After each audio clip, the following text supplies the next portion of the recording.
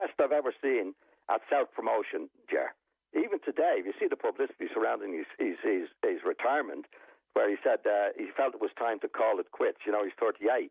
Well, in fact, he hasn't kicked the ball in all seriousness for the last 5 years, and he still remained as one of the top names in the game. So, you know, I think it's manipulation of the press, if you call it, and that might be too strong a word. I think it's a function of the time where he burst onto the scene, that football was exploding globally, Yes. and mass communication allowed everybody to cling on to one person. And in fairness to him, he managed, while you're saying he encouraged it, and he did also decide that this was going to be his thing. He was going to be... definitely. And he was brilliant, and he's brilliant at it, Ger. You know, a few years ago, there was a lot of people saying he was a bit thick in that. Anything but. I mean, I think he was wise enough. If he wasn't that clever, he was certainly clever enough to listen to people around him that could promote him in the way that he has been promoted.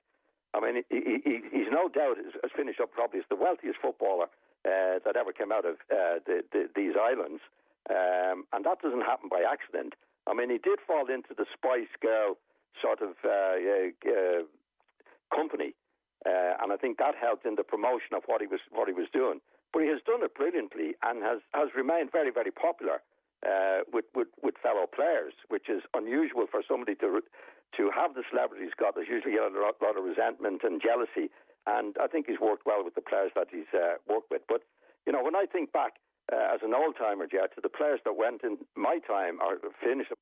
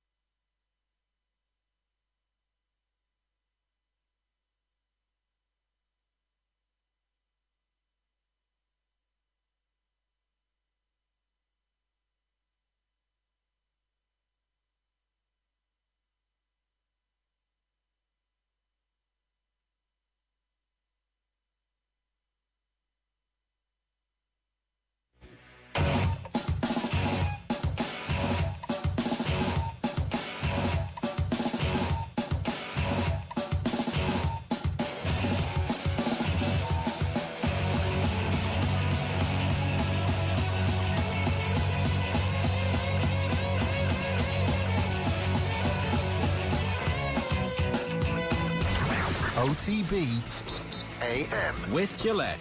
Get into your flow with the new Gillette Labs Razor with exfoliating bar. Oh, don't you just love it? The weekend is here. It's officially a 4-day weekend, Johnny. Holy Thursday. Used to be a great day to go to the bar because it was kind of like the last days. I remember being in pubs on Holy Thursday where you couldn't get in the door because obviously Good Friday you couldn't go to the pub. We used to have the best parties on Good Friday. The whole country would prepare for the Friday party, and you knew that you'd nothing really to do on a Saturday, Sunday, and generally Monday. It was like Good Friday was traditionally the best house party day in the country in our history, and then it got ruined. Catholic Ireland is dead and gone, so on. And we should lament every part. Oh no, wait, hang on, we're delighted. I met my good friend Julian Canny at a Galway United Waterford game in the RSC the day of the Good Friday agreement, and it just so happens that we're on a road trip on Friday to watch Galway United Waterford, which is the Good Friday, and it's kind of the same. Not much has changed. We're still in the first division. We're still not very good, but yeah, Good Friday in the RSC. Now you've got billionaire owners. Hang on a second. A lot has changed. Not yet. They haven't actually taken over yet, the Comers, but they have the option of. Yeah. And Alex Murphy, young player, I just did a story on it yesterday. He's off to Newcastle, which is, I think, a great sign of the academy and how football in this country could be run, in the sense that we obviously should lament losing good players, but at the same time, by all accounts, Newcastle are going to be paying Galway United proper money, and that's what sustains, and that's what, He's 18 in the summer. I think he's 18 in June, so he'll go then. Can't, and the Brexit consequences, Ger. I mean, I just find the whole thing so fascinating that Brexit itself is such a. It's working out great for them. It's working out great for Irish football. It's certainly not working out great for the Brits, but well, hang on, we got Mick Hucknall. We got Mick Hucknall getting his passport. Yeah, everybody's delighted about that one. I do think we're guilty of kind of laughing at the Brits in this country to some extent about it, when an awful lot of them did not vote for Brexit and are ashamed of what's happening. Well, no, hang on now. An awful lot of them did not vote for it. And a lot of them didn't show up when they could have voted for it. And you get the political system you deserve. And they all voted for the Tories again and again and again. Well, I can't get my head around that. They put loads of Tories in over the years. Yeah. So my sympathy is limited. No, I have sympathy for people who voted against Brexit and who abhor Boris Johnson. And there are a lot of people either my English friends don't admit it, but none of them seems to be a fan of Boris Johnson, and none of them seems to have admitted to voting for Brexit. But in any event, it's been great for Irish football. Yeah, there you go. That was a bit of a tangent. I was trying to celebrate a 4-day weekend, and you're like, sympathy for the devil. I don't know if you. Strong words. We haven't spoken on the show about poor Bruce Willis, but he's coming up this morning. Did you ever see the movie The Last Boy Scout? No. Okay, well, the movie The Last Boy Scout is about him. I can't even remember what it's like. Him and Damon Wayans team up. It's kind of a buddy cop. It's like early 90s, peak violence, peak kind of like trashiness. But when Ireland was still a Catholic country. Well, the opening scene is like a long football match, and it's a made-up NFL team, and the NFL is failing, and everything is failing, and there's pressure on everybody, and there's a star running back or wide receiver who's pictured in the changing rooms, and then comes back out, and it's dark, and it's raining, it's absolutely lashing, and he has one last play to win the game, right? And he's like running past everybody, when all of a sudden he pulls a pistol from his shorts and shoots the next tackler, and another tackler, and kneecaps another one, and runs into the end zone. Is this your segue to Atletico Madrid, or? Last night, I felt like Atletico Madrid had whipped a pistol from their knickers and were standing over the bloody corpse of poor Phil Foden, who, was just an innocent broad, wet behind the ears. Poor Man City, the plucky upstarts, Man City, state of Abu Dhabi, won't be a cow milked in Abu Dhabi all week. Simeone's a hero. He is kind of a cult hero, isn't he? I was getting a lot of heat from people. Think of the children. Would you like your children to play like that? I'm like, if Kildare played football like that against Dublin for the last 8 years, things would have been a bit different. A little bit of this in our football lives is exactly what you're supposed to have. Shithousery, it's called. And should everybody? Okay, so I thought City Liverpool at the weekend was excellent. Yeah. Really, really excellent, right? Very nice. Amazing to watch, right? Yeah. But if it's all fillet steak all the time, I totally agree with you. We need these outliers. Yeah, we need outliers like Atletico Madrid. I didn't see the game last night now, but Simeone's track record at this stage, going back from, it may have got a bit excessive last night. It probably went, there was 9 minutes of injury time, and I actually played about 12 or 13. And it was mostly because of athletic shithousery. But, Ger, it's a beautiful game, but, I mean, I bemoaned the way that Go United, I think we could pass the ball more, but at the same time, I don't want, if every team played like Man City and it was very nice, it would get very boring. If every team played like Man City, it actually would get boring. There's beauty in the horror of the shithousery of Atletico, I think. And, it's a kind of a Latin American thing, I think, as well. Particularly in countries like Uruguay, they just want to win at practically all costs. We've seen this with Suarez, and Simeone's been like that from the David Beckham incident right up until now. It's basically just win at all costs. He wasn't a particularly good footballer from my recollection of him back in the days of Argentina, where he was basically a spoiler in midfield, and he's brought that to the game as a manager, and it's just win. And in fairness, Atletico holding Man City to a 1-goal defeat over 2 legs isn't exactly bad. Most teams wouldn't even have gotten that close. Man City weren't very good in the second half, and Atleti created a lot of chances, had a lot of shots, and then in the stoppage time, at the end of stoppage time, there was a really good opportunity for them, which would have turned the game to 1-1, and it would have been great, absolutely delicious, because they should have had 4 players sent off, and basically Phil Foden goes down, is tackled, and it's a clear yellow card, which is a red for the Atleti player, and he gets bundled off the pitch. But he does a roll that is like a perfect, I don't know what, 360 times. It was probably 3,600 degree roll, because it's 10 times over to get him to roll himself back onto the pitch. That's amazing. And clearly cheating, right? Yeah. It's brilliant athleticism to take a kick on the ankle, to start rolling, and then realise I'm off the pitch. Keep rolling. That's phenomenal. At which point an Atleti player comes over and drags him off the pitch. Completely legitimate. Yeah. But that sparks the brawl. Yeah. Savage is evil for doing that. Now, in fairness, he does also headbutt Raheem Sterling and pull Jack Grealish's hair in the next 10 seconds.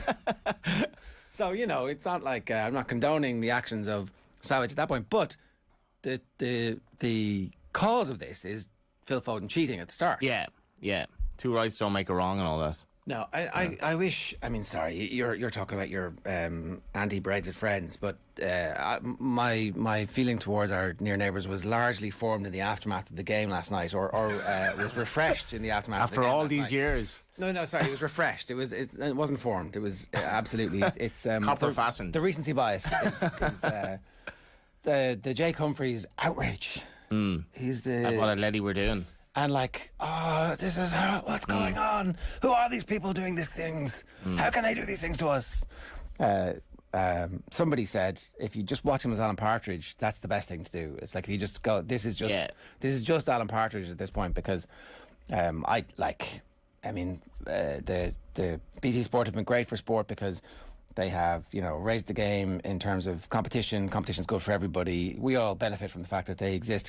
But sometimes their football coverage and the panel led by Jake Humphreys is just it's just shocking. Who are you talking about? Well, mostly him. He's like this. Yes, we are true. How did this happen? How did Man City play in the second half? Why did Atleti create so many chances? So after the game, Guardiola said nothing before the game and said nothing after the game, with kind of his antsy sort of self to Des Kelly. He was asking legitimate questions. Are you concerned about what happened at the end of the game last time when you were on pushing Jack Grealish away, right? Yeah. Jack Grealish does actually end up in some kind of a situation with the cops afterwards. Grealish is held up. In the tunnel afterwards. So obviously he was right to be worried, right? Really should have watched this, but anyway. The questions at the end are fairly similar, and Guardiola bats him away and says nothing. I'm saying nothing. And cut back to studio, and Humphreys is celebrating how brilliant an interview it was when the guy said nothing to your TV audience. We've learned nothing. Sign him up, Ger. I'm come on. Is this the TV coverage that we really want? It sounds like I didn't see the game last night. The Champions League has really delivered us at a vital time. They also pixelated Jack Grealish's mouth in case we might see what he was saying. He called Savage to see you next Tuesday, and apparently that's the fee-paying public are not allowed to lip read this. Despite the fact they've seen Atletico. Well, exactly. Well, to be honest, when I saw it the first time, I was like, I thought he was just saying, "You're out. You're out. Think of the children. You're out." Exactly. Well, that's exactly. I was like, oh, when I tweeted, I kind of love a laddie. People were like, oh, would you like your children to play like this? I'm like, well, I mean, absolutely. Champions League semi-final. Things were all right. Things have worked out. Like we've all played in games where we were playing a team that were far better than us, and sometimes you have to level the playing pitch a bit. I was a very nice, kind type of a player, but I wouldn't begrudge a bit of shithousery either. I mean, is there none of it in Irish sport that we celebrate? Absolutely. The Tyrone footballers. Absolutely. Roy Keane. Yeah. Like, Donegal. I mean, you know, the Dubs. Yeah. Sorry, Paddy Andrews was saying that I think they've forgotten the last few minutes against Mayo that year where they were like basically an MMA team. You do what you got to do. Like, yeah. Is there a little asterisk beside the 5-6 in a row? Because they were mean to those poor Mayo lads. There is not. There absolutely is not. Anyway, you like Atleti and you like Simeone. Look, if that was against for it in the game, if that was against my team, yeah, I think that why is WWE so successful? Because they have some baddies and they have some goodies. Yeah, like sport is ultimately so trivial in the overall scheme of things, but stuff like Simeone last night will rile you up and make you feel alive. I mean, it certainly turned what could have been a fairly processional, boring 0-0 into something. That's the other thing. What do you want to watch? Gets extremely good results from his team, who are punching above their weight in games like that. All right, I'm sure we're going to get a lot of abuse for this. The hashtag is OTB AM if you want to get in touch with us. OTB AM is brought to you live each morning by Gillette Labs for an effortless finish to your day. Give us your thoughts on what you witnessed last night, the disgraceful scenes. My goodness. Football is ruined. The fall of the empire. Somebody please think of the children. Right. Some other quick things. It's the 25th anniversary of Southampton Manchester United. The 6-2. The Jersey Gate. Jersey Gate. Oh, yeah. wow. Did you like the jersey? No, I think that day I was a disappointed non-used sub for a Roscommon League under 14 representative team. I'm trying to think would that align my age now? I think it would. And that was the one thing that cheered me up was Man United's struggles at the Dell. I've actually looked up the Dell recently, and I just find it so sad that grounds like that are gone. Like Southampton moved there, they built the ground like, I don't know, 100. It was there about 100 years, and it was just so synonymous with my upbringing as conspiracy theorists scoring great goals. Yeah. But that was written in the stars. But I used to love it was a different ground, and it was small, but you just seemed to be right on the pitch. And that day, you weren't expecting Man United to get hockeyed, but 25 years. There we go. Okay, the other thing that we wanted to ask you about to get if it's the end of the week, Easter's nearly here. Who's the world's most recognisable sports person? Ooh,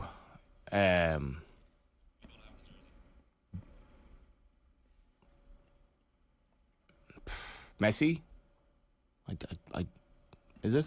I don't. It's not. Is there a right answer? I mean, yeah, it's Ronaldo because he's got the most Instagram followers, but Beckham, Tiger Woods, Muhammad Ali.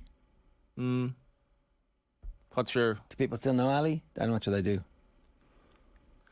Well, the correct answer is unfortunately Ronaldo, right? Because the marketing campaign behind Ronaldo is bigger and better than it's a machine in a way that Messi isn't a machine. Messi is concentrated on his football and has earned money as a secondary thing. Not always secondary, and obviously could have had better tax advice along the way, but it's Ronaldo. That was the debate.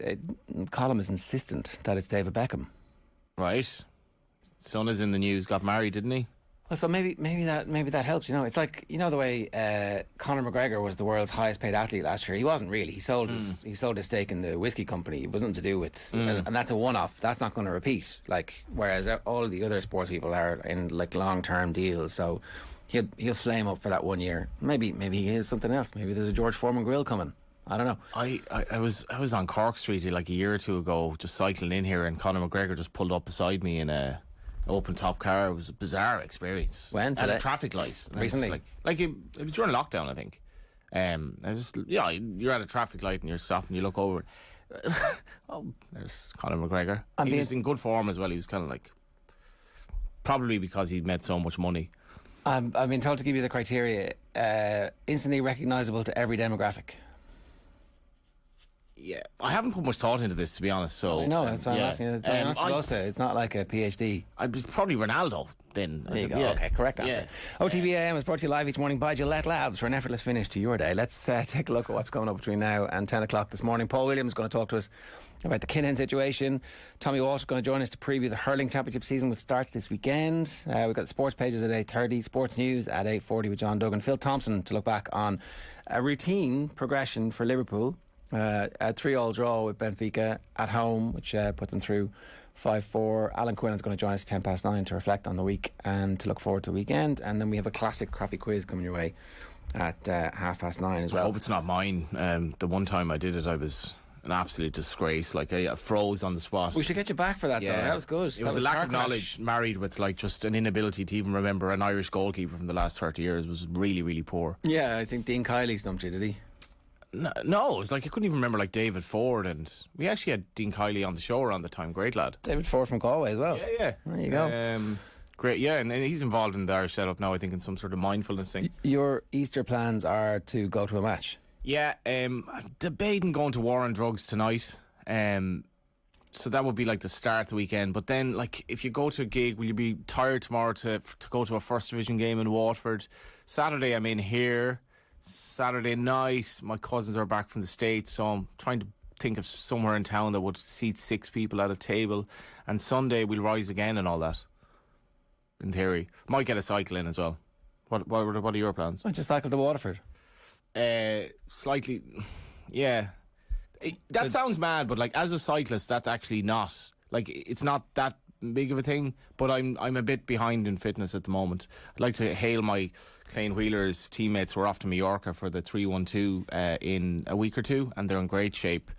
And they tell me, we had John McConnell on last Friday. He was talking about interval training. So apparently, interval training as a cyclist is the way to go. This is what you essentially need to do to up your game, is interval training. And I thank my colleague Ronan Hearn for pointing this out. He was like, well, look at me. I'm 51 or 52 and I've never cycled better. He didn't actually say that, but interval training is what you do. What is that on a bike? I actually don't know, but what I imagine it is basically getting your heart rate like pumping. So like going really, really hard for like 2 minutes and then stopping and doing it again. So not stopping. Well, like giving yourself a break. But like, whereas when I'm on the bike, it's kind of like slow, steady, stop. Like, yeah, always kind of working fairly hard, but never sort of killing myself because I'm saving myself. Whereas interval training is, you do kill yourself, like in the sense of get totally out of breath, work it to the max, and then stop and do it again. I presume that's what it is. Well, so if there's a cycling coach out there wants to give me free grinds on this, by all means. We're doing the triathlon, and so it's sooner than you think. It's the start of June, which is only like 7 weeks away. Is that like good or a bad thing? Well, I think in retrospect, I probably need a bit more time to prepare myself. We always do. Just so maybe the interval training is the way to go. It's like a crash course. Yeah. What's your plan for the Easter weekend? I don't know yet. I haven't decided. I mean, there's a fair bit of sport on. There is, yeah. Galway in Wexford on Saturday as well. I bought fancy Easter eggs off the internet. Oh. And, yeah, it's like, look, it's like, fancy fillings, fondant and all that kind of stuff. I was like, this is going to be a special treat. I'm going to win lots of brownie points for this, right? It's the type of stuff where they deliver it to you, which that's fancy, right? And then I was like, this is going to be amazing. I'm going to win so many brownie points for this. And then I got the delivery through yesterday, and the eggs are smaller than cream eggs size. Oh my God. And I was like, on a cost per weight basis, this is like Fabergé egg style. Did you kind of play dumb and like let on that you knew this all along and that you put a lot of thought into it, but it was just the quality over the quantity? No, I just assumed it was going to be like an Easter egg size. It turned out it was like... That's disappointing. Small, far away. Exactly, yeah. Who's going to win the League of Ireland this year? It's been very, very interesting because Derry City, whose former manager Kenny Shields was in the news, have had a great start. Shamrock Rovers haven't, but Shamrock Rovers play St Patrick's Athletic on Friday night. I think it'll be an absolutely cracking game in Tala. Really, really good game. Two teams that play football, but also like two coaches that have, Stephen Bradley's record's been outstanding. I think Tim Clancy's going to be a really good manager, and like the team that Pats played against Dundalk Friday, there's so many young players there. It was great to see. Like, so you have James Abankwah, kid from Longford, who's like another, like Alex Murphy. He's a young defender who's going to leave the country, but he was so outstanding at times. You're just wondering how good he could be. And they really, really young defence, young goalkeeper. And I think they'll get something in Tala. I'd love them to win the game to make it a 3-horse race, possibly in the title race. But it's always quite cool, and it's a bit of an aside. I went to an under-19s game on Sunday on the way back from like a weekend away or whatever, and I went in to see St. Pat's Go United in Inchicore. Just kind of popped in. I was late, but blah blah blah. A few people knocking around, and St. Pat's have a under-19 goalkeeper, Joseph Anang. I think he was born in Ghana, but has represented England at some underage level. But he's on loan. He's a young kid, and he just spent his Sunday watching the St. Pat's under-19s. So I thought it was quite cool, and he epitomises the spirit in the squad. And there's a lot being made of like these lads coming over on loan and what it means for the young lads here. But I think they add a lot of quality to the game. Yeah, well. And like long term it might not be anything, but short term it might be something, and long term it might be that. Well, it's reciprocal as well. And I think the attitude in England towards the League of Ireland is way up, like compared to what it was. They want to ship out. Like Yaros came over last year from Liverpool, was brilliant at Pats, and I think we've 3 or 4 goalies on loan here at the moment from England who are doing really well. Okay. 7:51 this morning here on OTB AM. A reminder, we're brought to you live each morning by Gillette Labs for an effortless finish to your day. But to the big story of the week, and that is the fact that the US government are now making the Kinahans people of interest and have offered a reward for information leading to their arrest. And I'm delighted to say Paul Williams joins us to explain a little bit of the context behind this. Paul, good morning to you. How are you getting on? Good morning, Ger and Johnny. You've got me up at it again early. Well, sorry about that. I mean, you must be having a bit of PTSD, are you? No, I'm only joking. Good to talk to you guys. How are you? Yeah, so this story seems to have been brewing for a while. There's definitely been a sense when we've spoken with various of your colleagues over the last 18 months that something big was happening and that the net was closing, I think would have been a phrase that was used. Do you know why the Americans got interested and what it took to get them interested in this? Because it seems like that's the game changer in so many different aspects here.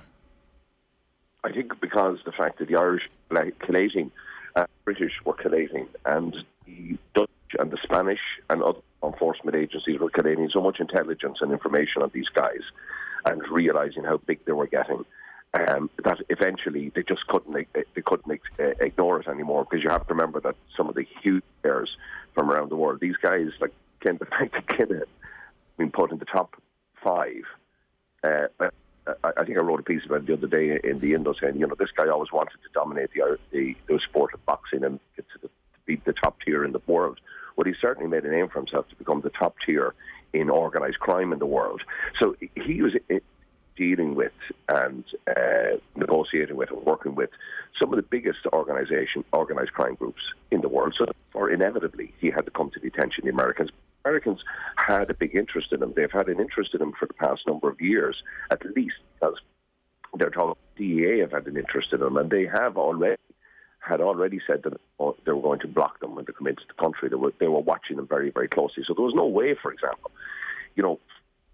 we have to have minds back to this. Like, Kinahan hasn't able to leave his desert bowl, his luxurious air-conditioned desert bowl in Dubai for at least 2 years. Because he was so afraid that the Irish would have a EAW, a European arrest warrant, quietly or secretly issued for his arrest. So he just didn't know what was going on. So if you cast your mind back to, I have to think about people like Bob Arum and all of these guys. Like, he famously said when this was put over 2 years ago, his relationship to Kinahan, he said, I can disregard all that. This is his quote. I can disregard all that. It doesn't affect me. It hasn't affected me. When it does, I have to deal with it. And then you may recall that Tyson Fury then, in a bit of a stunt more than actual reality, sacked Kinahan. This was because of the building, the war, or the controversy building around Kinahan. But eventually the Americans did sit back and take it on board. And that's the writing was on the wall over 2 years ago, guys. That's why I keep referring to 2020, because when you heard the Taoiseach talking about it, the then Taoiseach, for Adcar, and then it moved. Not big criminality and serious organised investigations are left to the professionals who deal with that kind of stuff. They're called law enforcement. There are rules and there are laws and there are international treaties designed to make that work as efficiently as possible. But there was a realization along the way that this has to get into the diplomatic circles. That's why it came very much like, and to go back to what was the huge historic significance of this week, Daniel Kinahan, he became Ireland's El Chapo. And so did his daddy, and so did his scrawny, screwed up little brother. And they became the Pablo Escobars of Ireland as well. So it entered the diplomatic field. Why this week is so incredibly historic and significant, and why at last, Kinahan, particularly Daniel Kinahan's, and I know you are the premier sports channel in the business, so why his relationship with sport, why his ambitions for domination of the boxing, of the pugilism game has been KO'd, is that nobody now will deal with him. He has nowhere else to go. With no major TV channels, no TV channel of any kind is going to cover any of these fights, because that's the lifeblood of the fights he was trying to organise. He is absolutely finished. Now, what are his alternatives? His alternatives today are this, that he does a midnight flit, himself and Christy and their entourage, and they pack up their luxury bulletproof SUVs in Dubai, and they do a drive across the desert in the middle of the night and try in some way to get themselves to a country that does not have any kind of relationship with the US and does not have any kind of treaties with the outside world, because the Dubai authorities, they are as morally ambivalent and morally bankrupt as any of some of the scum that Daniel Kinahan was dealing with in the boxing game. And remember, it took the Irish media years to convince the world of this. So the Dubai authorities and the UAE only really survive because they are sucking on the tit, so to speak, of the United States. The United States is their reason for living. And it doesn't matter how many crate loads of dirty, blood-stoked dollars Daniel Kinahan has brought to that country, and how many sheikhs he's bought, how many sheikhs he's corrupt. They were already corrupt before. They will just, in the moment of an eyelid, they will turn, Daniel, my friend, it was good while it lasted. Good luck. Bye-bye. And that's what they'll do. They'll either horse him out or they will agree, if the Irish present an arrest warrant for him, they agree to turf him. There's no constitution, there's no laws really. There's just autocratic group organisation. So that's him, finished. If I was him at the moment, I would love, I suppose the world would love, to be a fly on the wall. It very much like, do you ever remember the movie, it's just coming to my mind as I'm thinking and trying to work out for an analogy for you. Remember the last season, the last scene in the fantastic, iconic movie Scarface, the one with Al Pacino? You're probably too young guys for that. But he was standing there, being surrounded by Colombians. He was being riddled with bullets. The house and everything he stood for all being blown to pieces. And he's standing there with his M16 rifle and grenade launcher firing. And he's shouting, "Hey, Colombians, say hello, my little friend." Well, I think Daniel is probably a little bit like right now. A couple of things, Paul. The boxing thing, right, is really interesting. We got told that he had a genuine interest in boxing from early on, but I think what you spoke about Bob Arum there is actually at the heart of the relationship with boxing and why you get into boxing if you're in the situation you're in. Apart from the brilliant mechanics that you can have access to in a sport where you can plough money in and maybe wash a bit of money if that's your intention, if you're from Daniel Kinahan's perspective, and that's not to suggest that anybody other than him would have been doing anything like that, but it also struck me that the reason for getting involved in boxing was to try and legitimise himself in America, and it was a risky play, a very risky play, because it turns out it has backfired, but it nearly didn't. You had Bob Arum, CEO and founder of Top Rank, the most storied promoter still active in the world, saying he didn't really care about it. And it seemed for the long time like America didn't really care about it either. So was that the play? It was to try and distance yourself from the source of your money and then get into something else, and then over a period of time people are like, oh, what was that guy, what was that story again? He was the best example ever of sports washing. But you have to remember, though, that has been... I actually one time trained in the gym they had down there in Marbella when I was on holidays. I had no idea who owned it, and that's back nearly 20 years ago. Like, he's always been involved in boxing. He's always had a big interest in it. Remember when Gary Hutch tried to shoot him, he ended up shooting Jamie Moore by accident at his house. Daniel has always had a huge interest in this. And the famous weigh-in, the boxing weigh-in, where the Kinahan or the Hutches came in to try and whack Daniel and all his top lieutenants. That was in 2016. Like, he has had a long association with boxing. But yes, he was trying to buy himself legitimacy. But the point is here, guys, and I have no interest in boxing at all, but it was that he had a huge interest in this, because boxing has all been an exceptionally attractive sport to criminals. Going back 100 years, some of the biggest names in the American organized crime, they were always involved in that sport, and there's a psychological explanation. It's testosterone, it's violence, all of that, and it's a fantastic way of laundering money.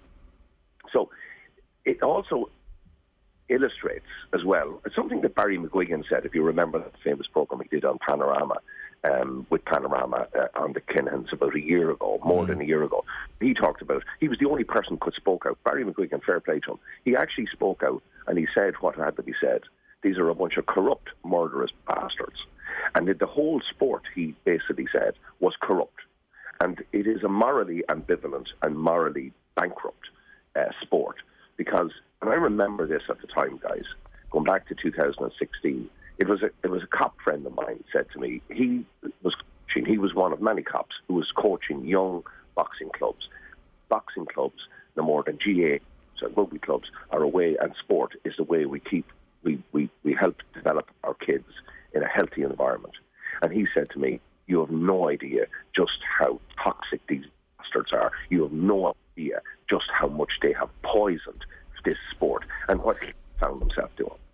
And other good, decent people who were working as volunteers in these boxing clubs was trying to turn the heads of a lot of the people that were working with away from the Kinahans, because they were pumping money into it. And it was a bit like certain other aspects of the sport. If you were good to certain people, you got lots of money, and you got people sponsored this and sponsored that, and it's absolutely horrific. And I think the best way to describe the whole boxing sport, the sport of boxing, both professional and to a degree amateurism, reacted to this like the monkeys. They saw no evil, they heard no evil, and they spoke no evil. Do we know, Paul? I really do remember. Yep. Sorry, Paul. Do we know, are there any other sports that have links to the Kinahans other than boxing? Which suggests to me that it's not entirely boxing. Are there other clubs that will be like kind of rubbing their eyes this morning and wondering, like, do you know that is it just boxing that the Kinahans are linked to? That's the only thing I, in terms of that, because that's what you have to remember, that Daniel particularly is completely immersed in it. This is what he apart from, but three things he's very good at. One is organising and distributing drugs by his own. The other is ordering murders and all of that. And the third is sport, the sport of boxing. That's what he's into. And that is always very good, because he's known to fight through the system. And, there was also at one stage just like a war, and this great global alliance is now being pitted against it, but it was like a war for quite a while. And you sat back and you watched people like that, what's his name, Tyson Fury. These guys going on, Daniel Kinahan, and they're all praising him and extolling his great virtue and his greatness, and tweeting on social nonsense, basically saying that all this stuff is just being made up. And then, of course, Daniel made great efforts and great strides to clear his name by getting some top lawyer firms to come along and threaten to sue the Irish media. And it's down to my colleagues in Ireland, the day-to-day guys who are covering this story,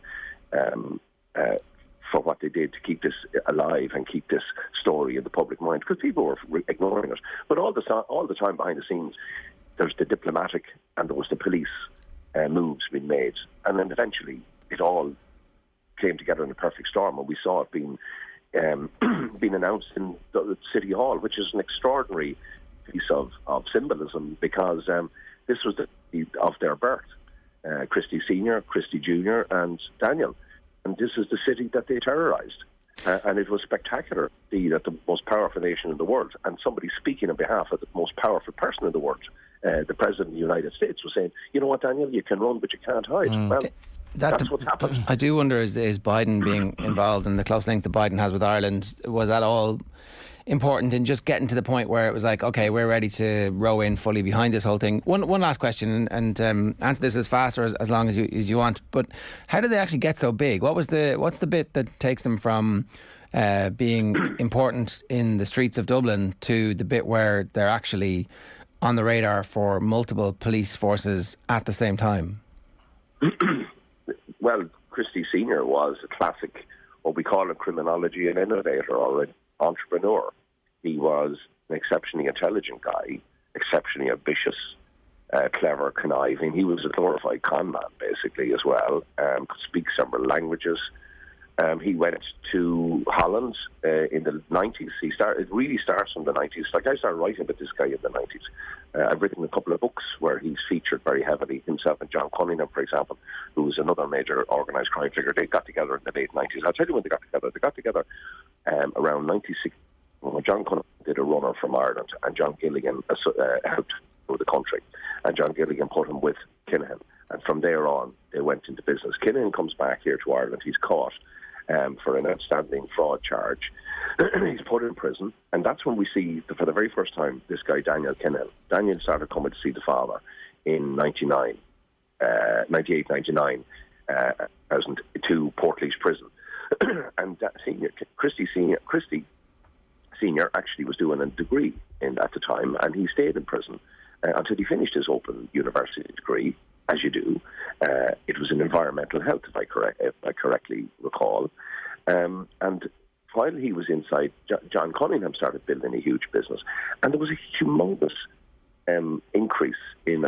incredible increase in demand for recreational drugs. First it was hash, then it was in the noughties, right through the noughties, it was cocaine. And that's what led them. And it was cleverness. And I remember having documents in my possession back in the early noughties when Kinahan got out of prison about his connections to the UK. He became a huge supplier of coke and other drugs to the UK, and that became a big thing as well, because the UK, remember, have Kinahan very much in their sights and have done for many years, and that's why Bomber Clark is now a guest of residing at Her Majesty's pleasure in for quite 21, 30 years.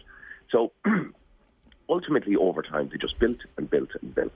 And what happens, though, in the end, what brought them down was hubris and arrogance, like always. Daniel Kinahan took over from Daddy, and he screwed it up. And you know what? He still had to go back down to being a thug on the street. Fell out with Gary Hutch. Gary Hutch tried to shoot him. He did a deal with Gary Hutch not to kill Gary Hutch. He done that. He killed Gary Hutch. And then hell broke out. Remember one other thing. 16 people out of the 18 people murdered in the Kinahan Hutch feud, those murders were ordered by Daniel Kinahan. And that can't be forgotten. So I think one thing I'll predict today is that Daniel Kinahan will spend the rest of his life in a cell, Irish prison. Paul and Williams. He can forget about all his ambitions for boxing glory. Paul, we leave it there. Thanks a million for joining us this morning. Cheers. Cheers. It's Paul Williams there giving us some of the background to the big story that has been unfolding this week. A reminder, OTB AM brought to you live each morning by Gillette Labs for an effortless finish to your day. It's 9 minutes past 8 this morning. Packed show still to come. Up next we're going to hear from the great Tommy Walsh. In the middle of our ad break though, stay tuned because you're going to hear from this week's Koi Gig pod with Kathleen McNamee and Karen Duggan recording right off the back of Ireland's 1-1 draw with Sweden. Thoughts were already moving on to future games and how the team can right their current main weaknesses, including a proper attacking performance. OTB AM. This is OTB Sports Radio. The football pod on OTB Sports. The GA were giving out about fellas looking to go to Australia, and McShane, your Mullins, your Cliffords. And they're saying, why do these fellas want to go away And then back here, they won't even give him 50-cent petrol money. Nail on the head, Jimmy. They just do not respect the players enough. We're judging them at the highest level. They're up there on a pedestal. They're giving their lives, and then we're just taking it from them from a different angle. It's just not fair. Get the hop on everyone else and hear the Football Pod first on the OTB Sports app every Tuesday. Do you think that we do have those options? Because I think when we are set up to play defensively, we can do it, and we got a little bit of luck as well today with the deflection in Katie's goal. But do you think we actually have the goals in the squad? I do. I don't know how many times I've hammered at home that I hated Katie playing in that wing back position, because she is our main threat. She's our top goal scorer. She can do it from all areas of the park. We saw her coming inside today, getting involved and being at the edge of the box where she's so dangerous. We're not blessed with a huge amount of attacking talent, and we're not a team who will dominate possession so much that we can afford to have two strikers on, to have Leanne up there with Heather. It's just not in our makeup. It's not the way we play.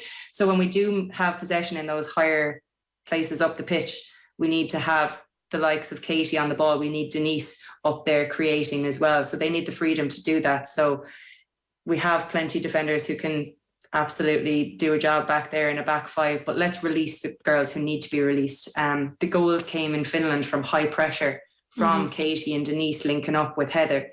So that's what we need. We need to see more of that. But I'm excited. I'm hoping that today showed Vera that that's the way to go with this team, that we know we've got very good defenders and we always have had, but it's the flair up top that we've maybe been missing, and that composure that Denise showed to lay it back to Katie. I just want to see more of that. FBD Insurance knows this sound spells trouble for van drivers. But if you're an existing FBD customer, you'll get 15% off a new van insurance policy. It's how we're keeping you and your van on the road. Visit fbd.ie or contact your local branch. FBD Insurance. Support. It's what we do. Terms and conditions apply. 15% discount available on new commercial motor policies only when an existing FBD farm, business, car or home policy is in place. FBD Insurance Group Limited, trading as FBD Insurance, is regulated by the Central Bank of Ireland. Commercial motor insurance is underwritten by FBD Insurance plc. OTB AM. With Gillette. Get into your flow with the new Gillette Labs Razor with exfoliating bar. Is 12 minutes past 8 here this morning on OTB AM. You'll have heard in the ads there a clip from this week's Koi Gig Pod. You can get the full thing in all the usual podcast places. The latest iteration of the WSL team of the season so far. A chat with Sue Ronan, the former Ireland manager who's now a FIFA Women's Football Technical Consultant, and of course analysis and reaction of Ireland's historic 1-1 draw with the Swedes. The Koi Gig Pod on OTB Sports is in association with Cadbury FC, official snack partner to the Republic of Ireland women's national team. Now we're turning our attention to hurling, and it's the middle of April and the championship is starting. Tommy Walsh, good morning to you. What are you looking forward to the most? Yeah, good morning, Jerry. Good morning, Johnny. It's so early, Ger. Usually when we played our first round in the championship, it was the first week in June. So you're talking about, 2 months beforehand. Whole different type of hurling. Now the one thing that is, I suppose, still constant, they're heading down to Park Queeve. They're down there. 40,000 people expected down there. I wasn't at a Munster Championship game until I retired from hurling, and it is a great occasion. Walking down the streets, from parking it up about 2 miles away from the ground, down the hill, down into that lovely setting where you can just see the crowds spilling into Park Queeve. The new stand is amazing. They got a lot of heat at the time for spending so much money on it. But isn't it great to have it? Isn't it great to have it for the future of promoting our sport, promoting hurling? So I can't wait for the game for Limerick and Cork this Sunday. It's going to be epic, Ger. Just on that, Ger, sorry.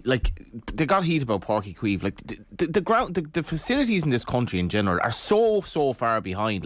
How many modern stadiums do we have? Why is it not a good thing that you build a stadium as modern as Páirc Uí Chaoimh? Well, I suppose... And obviously fund it then properly afterwards. Ask the Cork footballers about that, because they have to get Ed Sheeran into play, and they're not going to be able to play Kerry there. So our grounds are a joke in this country. Our grounds are an absolute joke. You go all around the country, even the top GA grounds, they look like something from the 1960s in communist Russia. They're miles behind. I don't get it, Tommy. You can go to this brand spanking stadium in Páirc Uí Chaoimh that should be not an outlier, but something that we should aspire to in several counties. Well, it all comes down to money, Johnny, I suppose. We are a small country. There's more than just hurling. There's rugby, there's horse racing, there's soccer. So there's so many sports, and it's the same people kind of playing most of them, Johnny.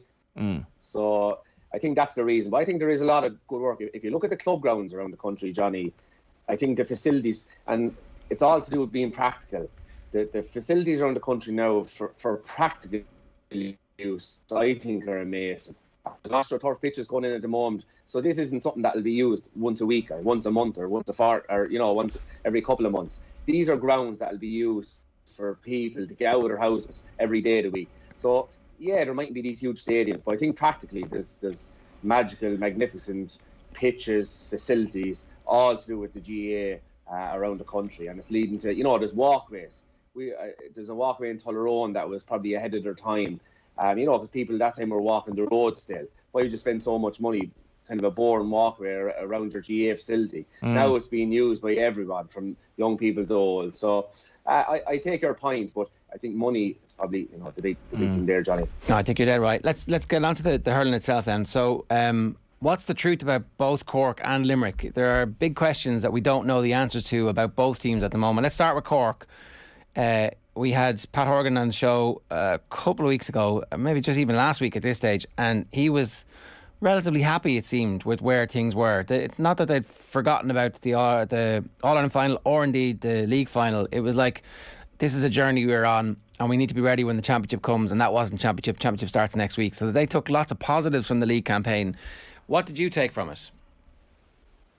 Yeah, I think for Cork, probably just the unlucky thing for them is they're playing the All-Ireland champions. They're playing a team that has won so much, so many trophies in the cabinet. So they're playing a seasoned outfit with plenty of confidence and now a freshness after being laid off for the last 6 or 8 weeks. That's the unlucky thing, I'd say, for me, for Cork, Ger. What would I take out of the league for Cork is that they're doing a lot of things well.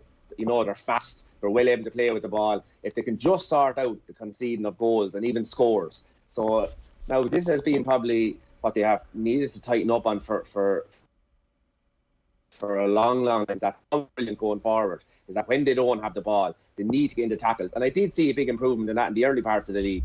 And it wasn't even so much, I think, their intensity in the league final that conceded so much. It's just that they were a bit porous at the back, that they weren't tracking back. So the intensity in tackle, I think, was still there, Ger, in the league final. But I think they just weren't tracking back enough, covering for teammates. So I think if the score was a 420 to 123, they scored a lot in that league final. It's just they conceded the goals. And the same with Wexford against Waterford in the semi-final. There's no old saying, Ger, goals are in matches. But also, if you concede goals, you lose matches. So I think if they can tighten up and defend as a unit, and that's from 15 back to 2, as opposed to just defending your own man, your own mark, your own guy. I remember when we were youngsters going into the Kenny panel, Peter Parry said to JJ Delaney, don't ever forget, when you look around, I'll always be beside you. That's a huge thing for a young person to hear that. It just gives you confidence to go out and attack the ball.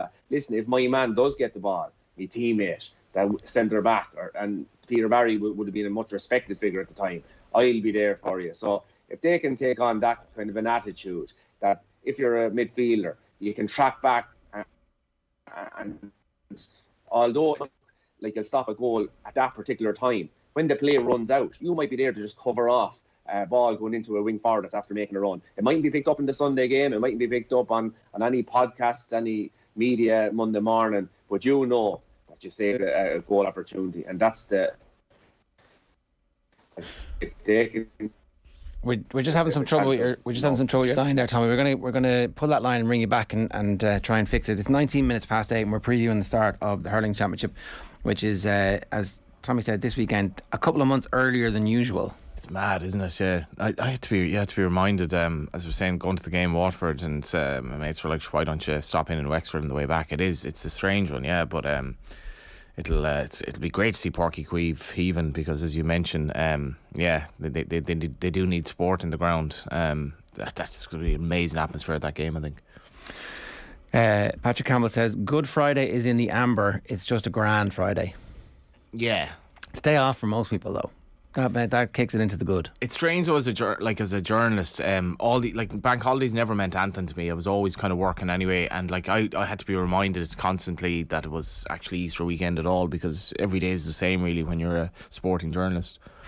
Shifty Lad asks, why do pundits like Simeone? Dirtbag football and cheating and acting the maggot. Not for me. All of those reasons.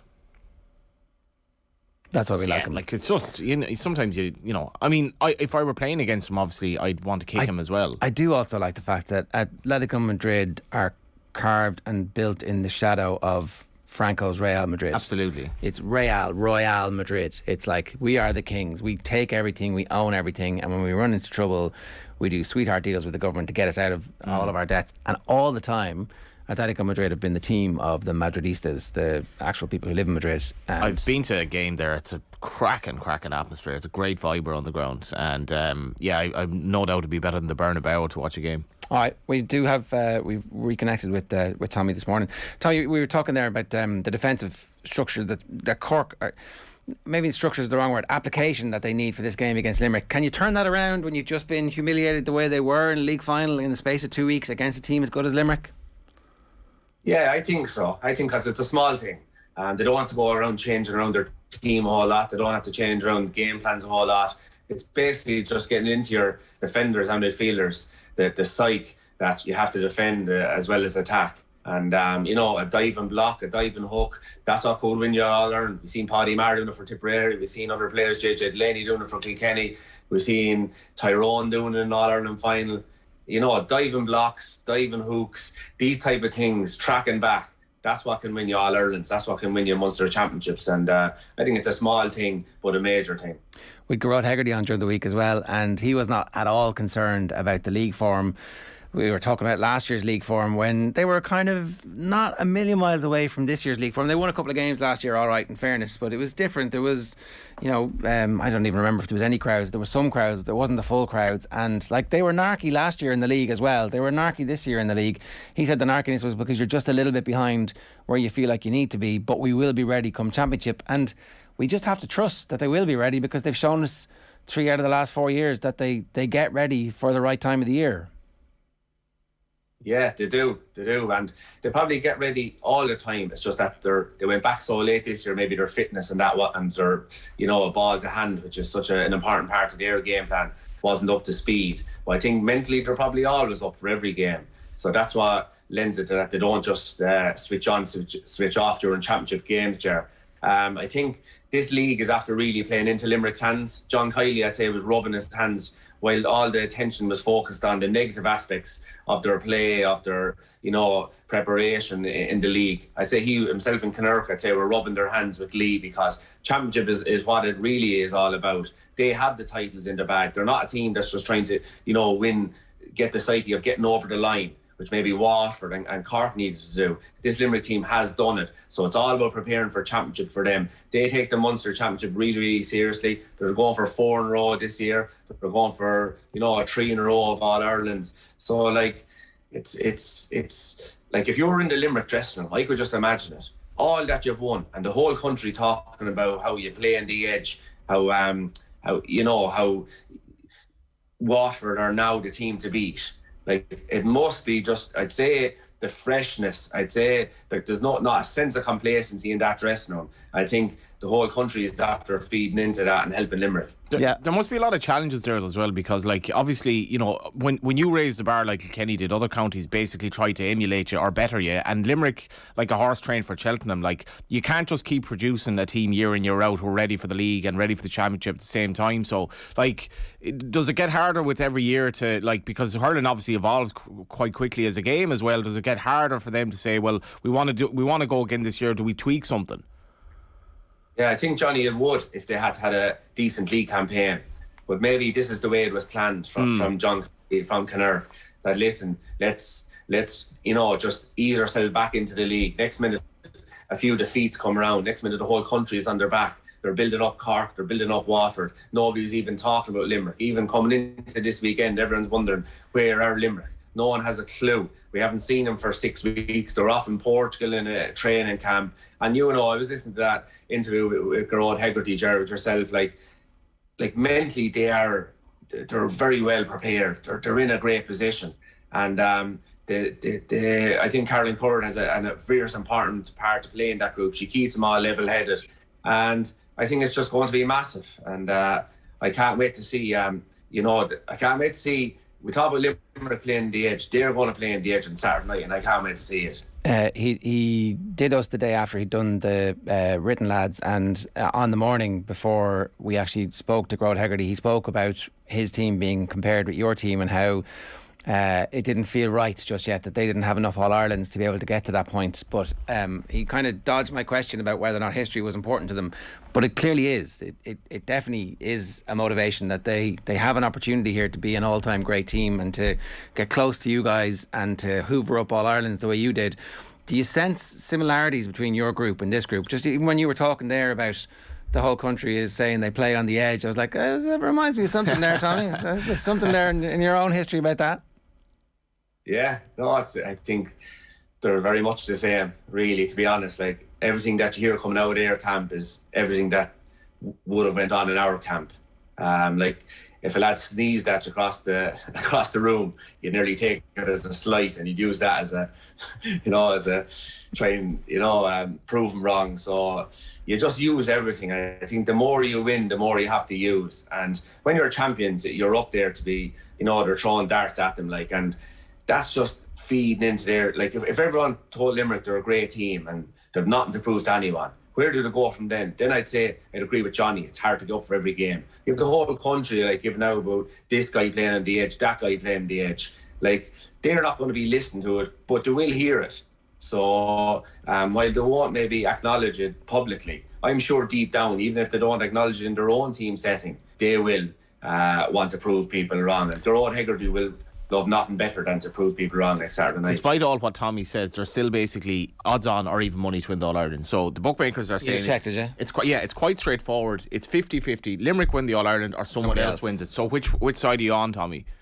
Yeah, well, I think Saturday night or Sunday against between Cork and Limerick, there's going to be a huge battle.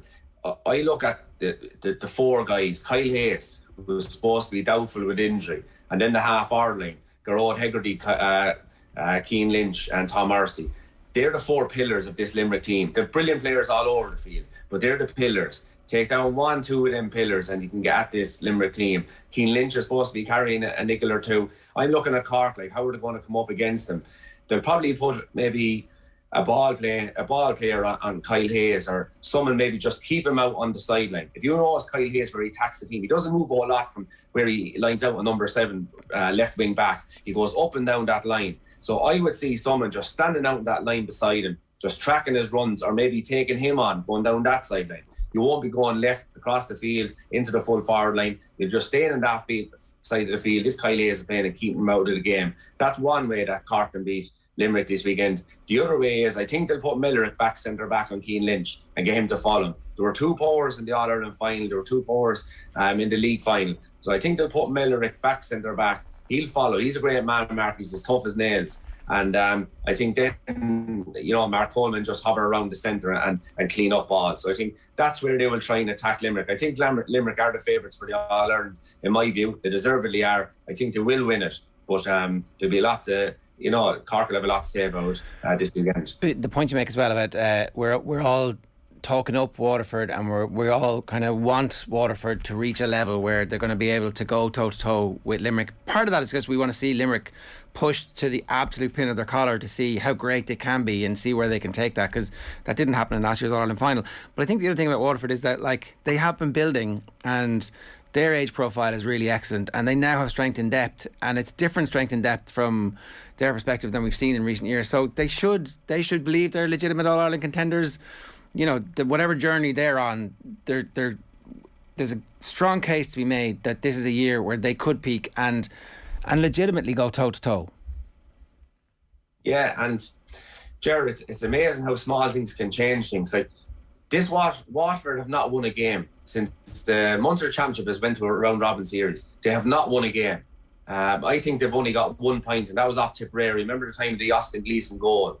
The goal that was or wasn't. They got 1 point off Tipperary that year. I don't think Tipperary even beat anyone that year. So Watford's experience in this round robin series has been terrible.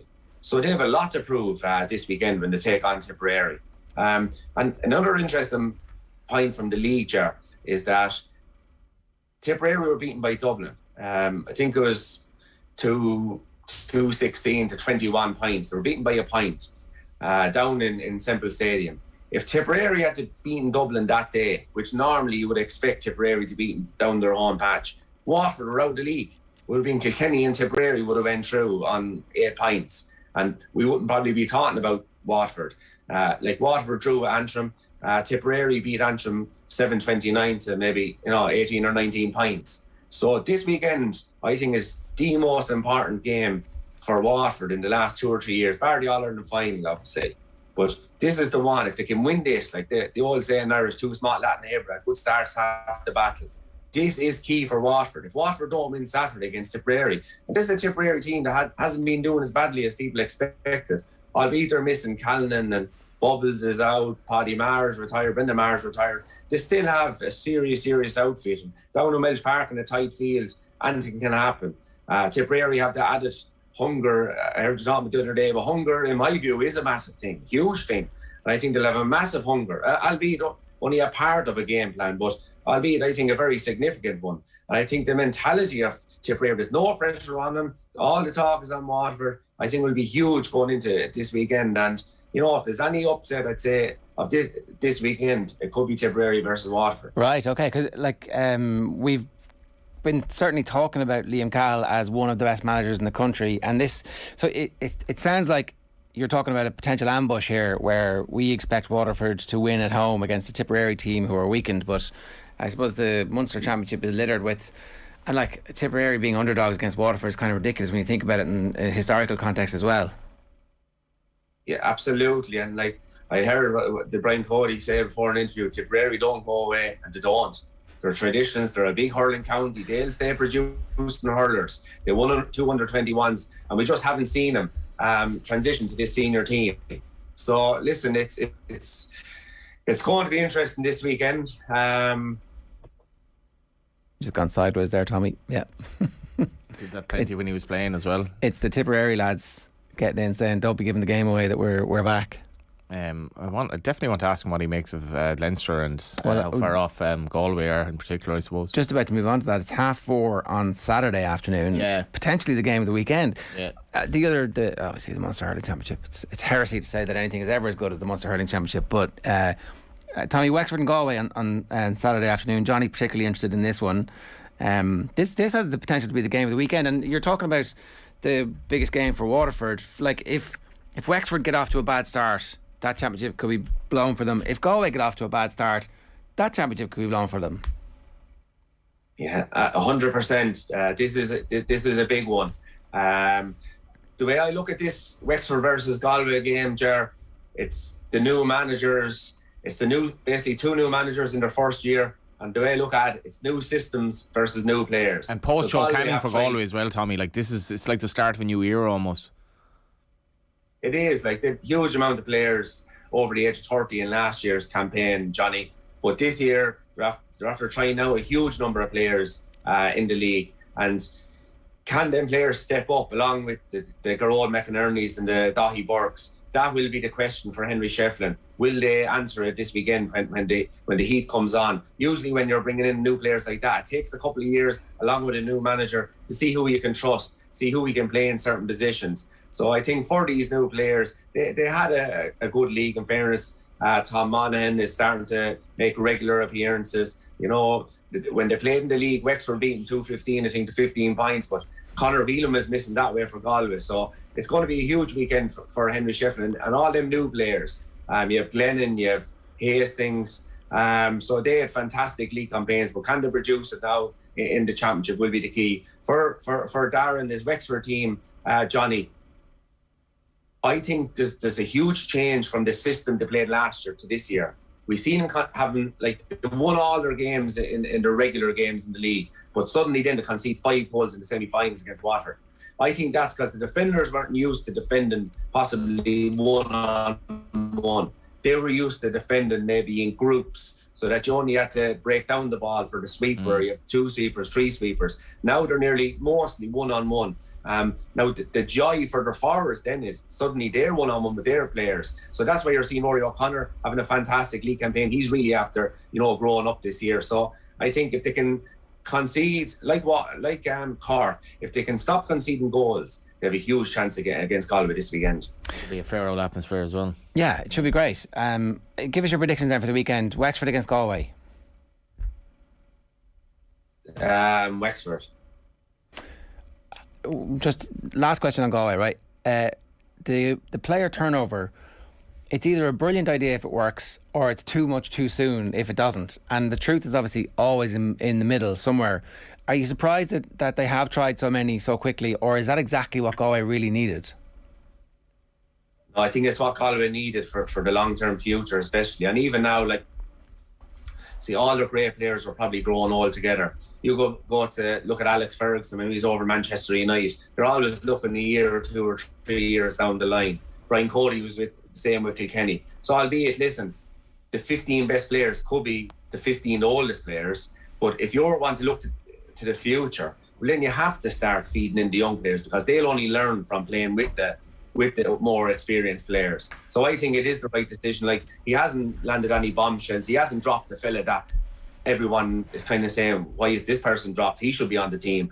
I think it's a natural progression for this Galway team. They haven't been producing it the last 2 years. It'd be different if they were coming off the back of 2 good campaigns, Ger. But I don't think they have. So I think it's more a natural progression for this Galway team. Just briefly on that, Tommy, the last 2 times Galway played Limerick in the Championship, it was extremely close, despite Galway having arguments that an awful lot went against them, or they didn't perform on the day. So I don't think they've any real fear of Limerick at the same time. Different team now, though. It's a different team, but it's essentially the same. Apart from Joe Canning, it's a lot of the same kind of players in the spine of the team. Yeah, but I think it'll be a smaller team. Johnny, Dahi Burke, he'll be full back. I'd imagine Garrod will still be centre back. But up forward then, so Niall Burke was huge, as in physical player as well as a huge player on the big occasion. Joe Canning was a big player. So they've lost, Johnny Glynn. So going back to that All-Ireland successful winning team, they've lost a lot of physicality. So it's a new type of a I remember after when the All-Ireland 2017, we went up to Pearse Stadium to play him up on Galway, and we went toe-to-toe for a while, but then they just took over like a team at the peak of its powers. So that team was at Conor Cooney, that team was at the peak of its powers back then. Now it's not. It's so they're new, smaller players, so they'll have to play a different brand of hurling, more clever. They won't be able to just launch it up and win it and score goals. That was a great goal-scoring team, Johnny, back then. This team, I would imagine, due to their size, that will be more a point-scoring team, I think. All right, just to quickly go through the Munster predictions. It sounds like you're tipping Tipperary to beat Waterford, are you? No, I won't, because I'm just saying there could be an ambush, as you said, Ger. There could be a shot. I'm just saying, don't write off Tipperary. You can't write off any Tipperary team. They always produce good hurlers. Their club campaign is always hugely competitive. They always produce stars. They still have, John McGrath scored 1-3 or 2-3 against Antrim. I know it was the last game of the league and there wasn't a lot riding on it, but still, when you're producing 729, that's a massive score. Jason Ford is in the peak of his powers at the moment. Mike Breen is going well, so Ronan Marr, so some of them players are going to stand up. So I'd say don't write them off, but Waterford deserve huge credit. They've been consistent, so they're not just on and off. They have been consistent. They've been in the last 2 All-Ireland semi-finals. So listen, a motivation for them will be to try and get their first win in the round robin series since it started. Okay, and then Cork Limerick, is it a Limerick win by close, or is it a Limerick easy enough win and that's a setback for Cork? What do you think? Yeah, no, I think it'll be huge, because I think Cork will learn from that league final, and I think they will learn how to, they'll defend more as a unit than individuals. I'd expect them, they would have heard the noises. Anyone with a pair of eyes could have told them that, and they would have seen that themselves. So I think they will learn from that league final, but I think Limerick will be too strong for them on the day. All right, and Tommy, I know you wanted to give somebody a shout out this morning. Yeah, so a big shout out the Higgins brothers up in Ballyhonus, Jerry in Mayo, the Ballyhonus GA Club, Frank Brown. They've done huge work to raise awareness for the motor neuron disease over the last couple of weeks. If anyone types in Hurling for Hope into Google, they will see what it's all about. But they've done huge. They solo run 100 kilometres in a couple of days there a few weeks ago. But they're raising huge money, but more importantly, huge awareness for the motor neuron disease up there in Mayo. But I'd also like a shout out, Ger. It just brought me back to a funny story when I was up in Turin, a great GA club, hurling club up in Mayo a couple of years ago. I was presenting medals and just talking to the locals anyway, and happened to be talking to one fella in particular, and he was just asking me about the club and how it was going, and you know, I was just saying, listen, it's going all right, but I hadn't won a senior championship, you know. And I said to him, what about yourself? Did you win any yourself? Because 24 of them. So I'd like to just give a shout out, and maybe going forward I might give a shout out most weeks, but this week a big shout out to Joe Henry. So he's from the Turin hurling club up in Mayo. 24 senior championships he has. Hurling, I think he could even have a football one as well. He has a 10 in a row done, he has a 7 in a row done, a 3 in a row, and he has 2 in a rows. And I remember I went back to Kilkenny training the following night whenever we were training, and I just said to Brian Cody, and I just said, I was talking to a lad there the other night. I said, he has a fair few county championships, you know. I said, how many does he have? I said, 24. And he goes, where is he from? I said, Mayo. Joe Henry. I said, Joe Henry. So he said he played Railway Cup and everything. I think he has a couple of Railway Cups. He was on All-Star tours. Brian Cody said he was unbelievable hurler, this guy. Right. So, so a big shout out to Joe Henry, and like to the guys, you know, I suppose when you're in the traditional counties, Durham counties, or football counties, they forget about the pockets in the non-traditional places, and totally. Like Turin, Ballyhon is huge hurling places. So big shout out to Joe and everyone up there. Good stuff. That's class. Absolutely. I can picture the scene of you sidling up to Cody going, I've got a story for you, and he's like, yeah, I know it. Yeah. Know him well. Move on. Get out there and do some training. Tommy, good stuff. Thanks a million. Cheers. Yeah. Bye. That's this week's edition of Tommy Walsh Goodness. He's just unbelievably class. I should mention as well, Dundalk are unveiling a charity jersey in aid of the motor neuron disease for a one-off charity game against Shells on April 22nd. I don't know, you know, obviously the struggles of Charlie Bird, I think we're all moved by you know, that disease and how horrific it is, and it's great to see clubs like Dundalk, and obviously, as Tommy mentioned there, clubs making the fight against it. Yeah, you can, as you said, Google Hurling for Hope, and it's at Hurling for Hope on Twitter as well for all the details for that, and the amazing piece that was done in the Irish Examiner recently about the Higgins family and motor neuron disease. I think it was Kieran Shannon wrote the piece. If it wasn't, I'm wrong with that. Sorry, it was Christy O'Connor. Who wrote the piece with Keith Higgins. Well worth your time to read that. Now, at 8:43, John Duggan is with us. John, good morning to you. Ger and Johnny, how are you doing? Good morning, JD. How's the form? My form was pretty good. I was enjoying the antics of Atletico Madrid. It's like a victimless crime, really. Well, you can stroll through the meadow and play beautiful football every day, and that's lovely, but sometimes you've got to go down a dark alleyway, which is where Manchester City were last night, and they got out of it. That's the other side of this, is that the City did come through it. They barely came through it, though. They coughed up a lot of chances. Like the internal monologue of City, where they must have a constant night, a dark night of the soul in these big games, it's still there. It's right there for them. And Real Madrid must be looking at that going, thank you very much, Atleti. We understand now what we need to do. I think City will do better last night. I think this will stand to them, and I still confidently predict they will win the trophy in Paris. Nothing original about that, but if you're Guardiola, you get on the phone to Thomas Tuchel. I don't know what their relationship is like. But I just think that they've got a better midfield than Real. Vastly superior to Real Madrid. You know, Real Madrid's midfield is creaking, and I felt that it was just a very difficult place for City to go last night. The pressure was on them. There were players like Stones and Ake when he came off the bench, and Fernandinho that really stood up. Like, there was an act of thuggery really against Foden. And which we discussed. Oh, there was at the start of the game, and he should have been.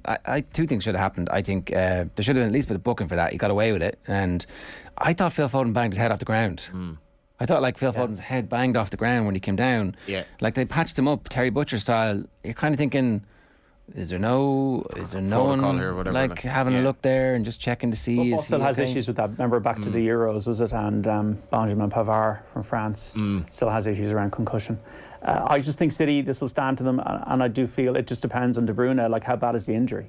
Because he is so key to in both against Liverpool here today and then last night. He's so key to what they do, and Cancelo now is suspended for the first leg, but I do think they're a better team than Real. And even the fact that Chelsea nearly got through, the Premier League's where it's at, lads. Totally. The three of the top teams would have been in the semi-finals, and Villarreal are just a team that are very well managed and with a lot of former Tottenham players actually. But the other thing, I flicked over again to the Steve McManaman was like, all due respect to Villarreal, but they're 7th in La Liga. Like, what are they going to do? Liverpool are going to be delighted with this. I'm like, all right, let's just wait and see what happens. McManaman's impossible to listen to. Well, let's just wait and see what happens. BT's coverage, I do enjoy it and I do prefer it. I do watch BT for Champions League nights. Yeah, I mean, I do too. But they were treating it with the solemnity of like it was we're in wartime here. Yeah, exactly. Like the disgraceful scenes in the tunnel. I didn't see any headbutts in the tunnel between Savage and Grealish. I didn't see any incident to that extent. Bizarrely, it was a Munster Championship game if they think that's bad. Like, well, I mean, the Cork Waterford. It was funny that they didn't have any coverage of it. Like, all of the coverage that you see on Twitter afterwards was coming from French stations, and they actually had cameras in the tunnel. I'm like, you guys have paid a lot of money for this. Yeah, this is Atletico. It could happen with all these things you plan for the contingency. So yeah, well, they knew it was going to happen in the pre-match when Des Kelly was asking Guardiola, like, this is going to get fairly tasty, and Guardiola's like, that's why we have a referee. And then the referee let everything go for the first 25 minutes. Like, this is going to... I'm not... Normally I would be flicking away. I would be on my phone. I'd checking the other game. You were engrossed. Yeah, it was like a lot of negative feedback to some of the viewpoints that we expressed earlier on about this. Ultimately, what you were looking for. No, it's not. It's not. You anticipated earlier on. Homage to. I like watching Atleti. I like watching stuff like this happen. Like, I was absolutely hoping that they would equalise to see what would happen. That's the point. Yeah. I enjoyed it. I enjoyed the cauldron. I enjoyed the tension. I enjoyed the nastiness. I like, sport can't be. And I love Sunday. Sunday was a fantastic spectacle advert for the game, but it shouldn't be that way all the time. Exactly. It should be attritional. It should be. We have to fight to get out of this, and they did. And City never lost their discipline, and I really do feel that's going to stand to them if Guardiola doesn't start going mad with his brain. But I do think there's a more calm attitude to City now. It's a Latin American thing as well, JD. Like, you better be careful. But Tim Begley got cancelled for this. In terms of it's a particular thing in some Latin American countries. Style of football. How far do you want to go? And like, how far can Suarez go to win a game? And how far is it ethically okay to do it? Well, John Simeone's like, whatever. But John Giles would say, would you kill your granny? Like, it's the same thing. Yeah. I don't think it's a Latin American thing at all. I think it's like, are you a street fighter? I'm saying that in a flattering way, by the way, as well. Well, I like Shields. it. Okay, fair enough. Well, Kenny Shields' discussion is on the way. Gilroy is gas, says James Horn, and he doesn't mean it in a nice way. He hates City so much he can't think straight. So it's Foden's fault for the brawl. Cry laughing emoji sideways. He was already wearing a head bandage from an elbow. Then he got a kick leading to a red card while Savage descends on him like a red mist. But it's Foden's fault because he rolled onto the pitch using a bit of Atleti gamesmanship. Mad take. Gilroy is gas. Nice alliteration there to get us going. Would the brawl have started if Foden hadn't rolled onto the pitch? Well, Ger, when you're not here, there's a guy who goes, no Gilroy, no party. So, that's actually me. So you're going to get it both ways. I get every time I'm on this thing, I get slagged off. So don't worry about that. I do think it was Phil Foden's fault the brawl started, and that's incontrovertible. Like, if Foden doesn't roll onto the pitch cheating, then was he not caught? The brawl doesn't start. Was he not caught? He was caught off the pitch. He rolls off the pitch, circle. Oh, look, it's the perfect kind of like spinning top that spins back onto the field, and then it's like, oh, the white line, perfect. And then Savage comes over and takes him off, which is like, I mean, my point here is Phil Foden did exactly the right thing, trying to kill the game at that point. Yeah. But it's cheating. Yeah. The same way that everything Atletico do is cheating, and you can't be like, oh, Atletico, what a shower of scumbags. What did Phil Foden do? Exactly the same thing. Like, and so calm down. everybody. It was a bit like an old style World Cup or European Cup game, which was great, and that's what you want sometimes. So that's what you want, because if it's Paris, if it's City, Liverpool, it'll be just again like last weekend. And there is inflation in the world, and like the tickets for Man City, Liverpool and Paris will be astronomical. I've already booked my flights though. Good stuff. Enjoy. Liverpool, I didn't even watch it. I don't split screen it. I knew Liverpool were already through, so I watched the highlights. Firmino with a couple of goals. He made 7 changes. He's delighted, and Klopp rightly so delighted that they're into the semi-final. Who'll have the edge on Saturday for the Cup semi-final. West Ham, 1976, they were in the European Cup Winners' Cup final. They have a chance to get into the Europa League semis tonight. A 1-1. Tie with Lyon, that's poised at the moment, going to France. Rangers 1-0 down to Braga ahead of their game at Ibrox. Very sad news from Colombia. Freddie Rincon, the former captain, has died in a road accident in Cali. 55-year-old, played in 3 World Cups. People might remember him scoring against West Germany in 1990. He played for Real Madrid and Napoli at club level, so very sad. Tiger Woods is coming to Limerick for the JB McManus Pro-Am on July the 4th and 5th at Adare Manor. It's a Monday and a Tuesday, so he's going to line out of that charity event, the Pro-Am, alongside the likes of Rory McIlroy, Shane Lowry, Leona Maguire, Colin Morikawa, John Ram, Dustin Johnson, and celebrities including Mark Wahlberg and Niall Horan. So Tiger and JP renewing their relationship. He's been there 3 times in the past and back again. All right. Wow.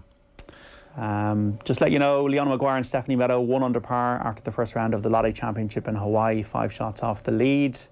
And we're on air 1 to 6 Saturday on Off the Ball on News Talk and on OTB Sports Radio for Munster Exeter commentary 3 to 5. We also have Football Saturday, the earlier time of 1:30, and then on Sunday 1 to 7, including the paper review. Reporters at Cork, Limerick, Waterford Tip and West Ham Burnley commentary, lads. All right, sounds good. Johnny's going to make it back for that. He has promised you. Where are you going, Johnny? I'm going to Waterford, obviously. Going to the RSC for a top of the table clash between Waterford and Galway. Do you have a driver? He's driving the train. It's a train. It's a road trip on Good Friday. It's a rail trip on Good Friday. What can possibly go wrong? Okay. An awful lot. The RSC is a really atmospheric ground. I'm looking forward to it. It's like the new Dell, the new old Dell. It does have a running track around the pitch, but despite that, it's a loud place. Looking forward to it. Your Easter Sunday has been a big day in the calendar for you, John. Yeah.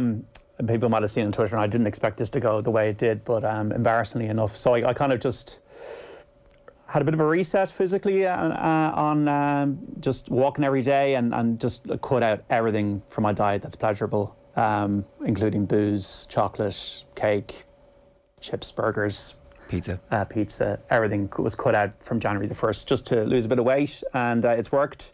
And it's maybe something that people should maybe look at once in a while if you overindulge, as I have in the past. So going to enjoy myself for a couple of weeks. Not going to go back to the way I was, where it's a completely comfort existence in this crazy job that we're in and privileged job that we're in. But going to enjoy maybe a couple on Easter Sunday. And you must feel much better. Like it's been an incredible transformation. I was like this when I was younger. I played a lot of football when I was younger. But in this business, everything can sometimes be just convenient to you. And I do have a huge sweet tooth, and I do like socialising and going out for a few beers. So I do think it's important to reset once in a while for everybody, just to get the body back in shape. So it's funny, you think, I'm going to have less energy if you're eating less, but actually you don't. Sometimes you actually have more energy, and I suppose it's I'm not going to go into it in too much detail, but the sugar industry, the food industry does have a lot of people by the neck. And I do think, folks, it's worth resetting from time to time. So I'm not a moralist in any way. I'll be enjoying myself just as much as everybody else. But I think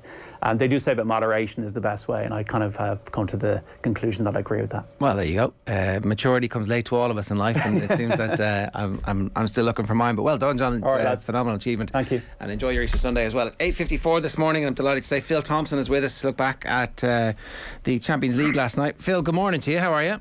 Good morning. Just listening to that load of absolute rubbish. I think it was Johnny talking about Atletico Madrid. It's anti-football. No. In your day. Don't get me started. Listen, I know and I can understand it takes everything to make a football match, everything. But they crossed the line. They crossed the line time and time again. And I like things and everything. And Man City of an art of stopping the game when anybody's counter-attacking. That is maybe dark arts. But these take it beyond the pale. And they got the just desserts last night by not being able to score. They just lose it. And I'm sorry, Simeone, people say they love him. I don't want to see him in the Premier League. I think it'd be absolutely... He's Mourinho on speed. Last time I was on with Tomo, I was warning him that Liverpool were by no means certainties whatsoever to get over Atleti in the Champions League, and Phil Thompson said no worries whatsoever. What happened, Phil? Atleti can pull it off in these games by their sheer shithousery, pretty much. Yes, they certainly can, and they do it. They get there. But it's horrible to watch, and I'm not a complete purist, and I wouldn't. We did things sort of, but it's nowhere near what they do and what they go through, and it's not nice to watch at times. I didn't watch the game because I was at Anfield watching that, but I heard all the stuff. I heard arguing on the radio about it, people for, people against, and it's my opinion.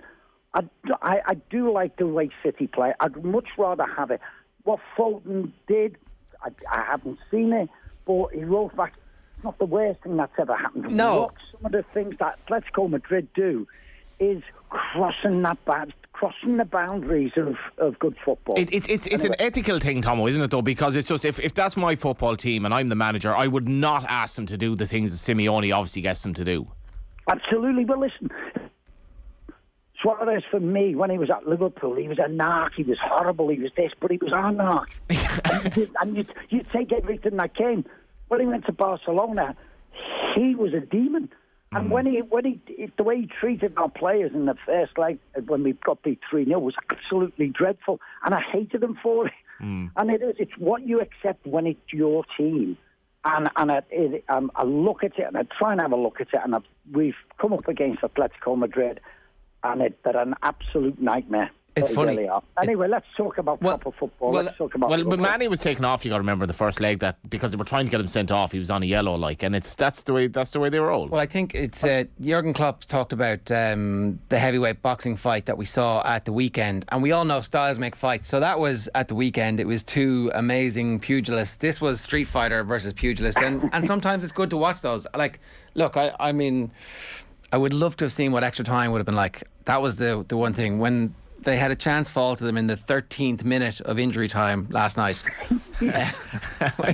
which in and of itself tells you exactly how mad things got. But so you were at Anfield, right? I was at Anfield, yeah, so I didn't watch the boxing match. I saw the team and was like, there's just been a few weird results in Europe over the last 24 hours. Maybe he's made too many changes, but it turned out he didn't. Yeah, you can imagine the chat in the sort of the rooms that I was in, and it's one of them. You go, ugh. But you also realise as a coach that there's times when you think you can pick your games where you can give those players a rest when you know the workload, what's coming up. And I think at 3-1 in the first leg, if there was a chance for Jurgen to be able to do it, it was this one. He had the cavalry on the bench, and he made 7 changes. And when you think players are playing together, you haven't played for quite a while, it's not going. And obviously that happened at times, particularly they kept getting through. And they gave it a good game. It made for an exciting game. At 3-1, you think it's done, and they wouldn't lay down. Benfica wouldn't lay down. I don't know how many times the ball hit the back of our net. It could be 7 or 8 times. And you're waiting for VAR. They got a couple of goals. They had a couple disallowed.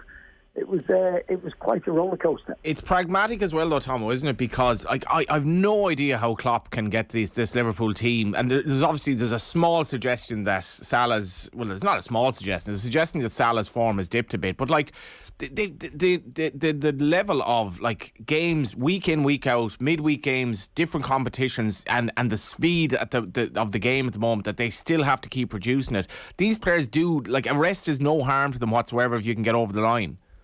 Oh, listen, I'm one of them. People say, back in my day, We played 67 games. We never had rest. The game has changed, guys. We've seen it, the intensity, the challenges that get put in. You know, these guys are now have to be physical specimens to be able to perform at this level week in, week out. And it has changed, I'm afraid, for some of my ex-colleagues. They maybe go, rubbish. But it has. And I look at some of these guys and what they put through and how quick a lot of it is. And it's wonderful. So you have to manage the workload. And you hear about sort of recovery and then preparation all the time in games. Our sort of preparation for the next one was how many pints we'd have 2 days before the match. What's acceptable for Liverpool now, Tom, in terms of what they win? Listen, it's going to be extremely difficult. You look at the games. If there's a preference, I would love to win the league. And that is. But you'd pick the league over the Champions League? Oh yes, yeah.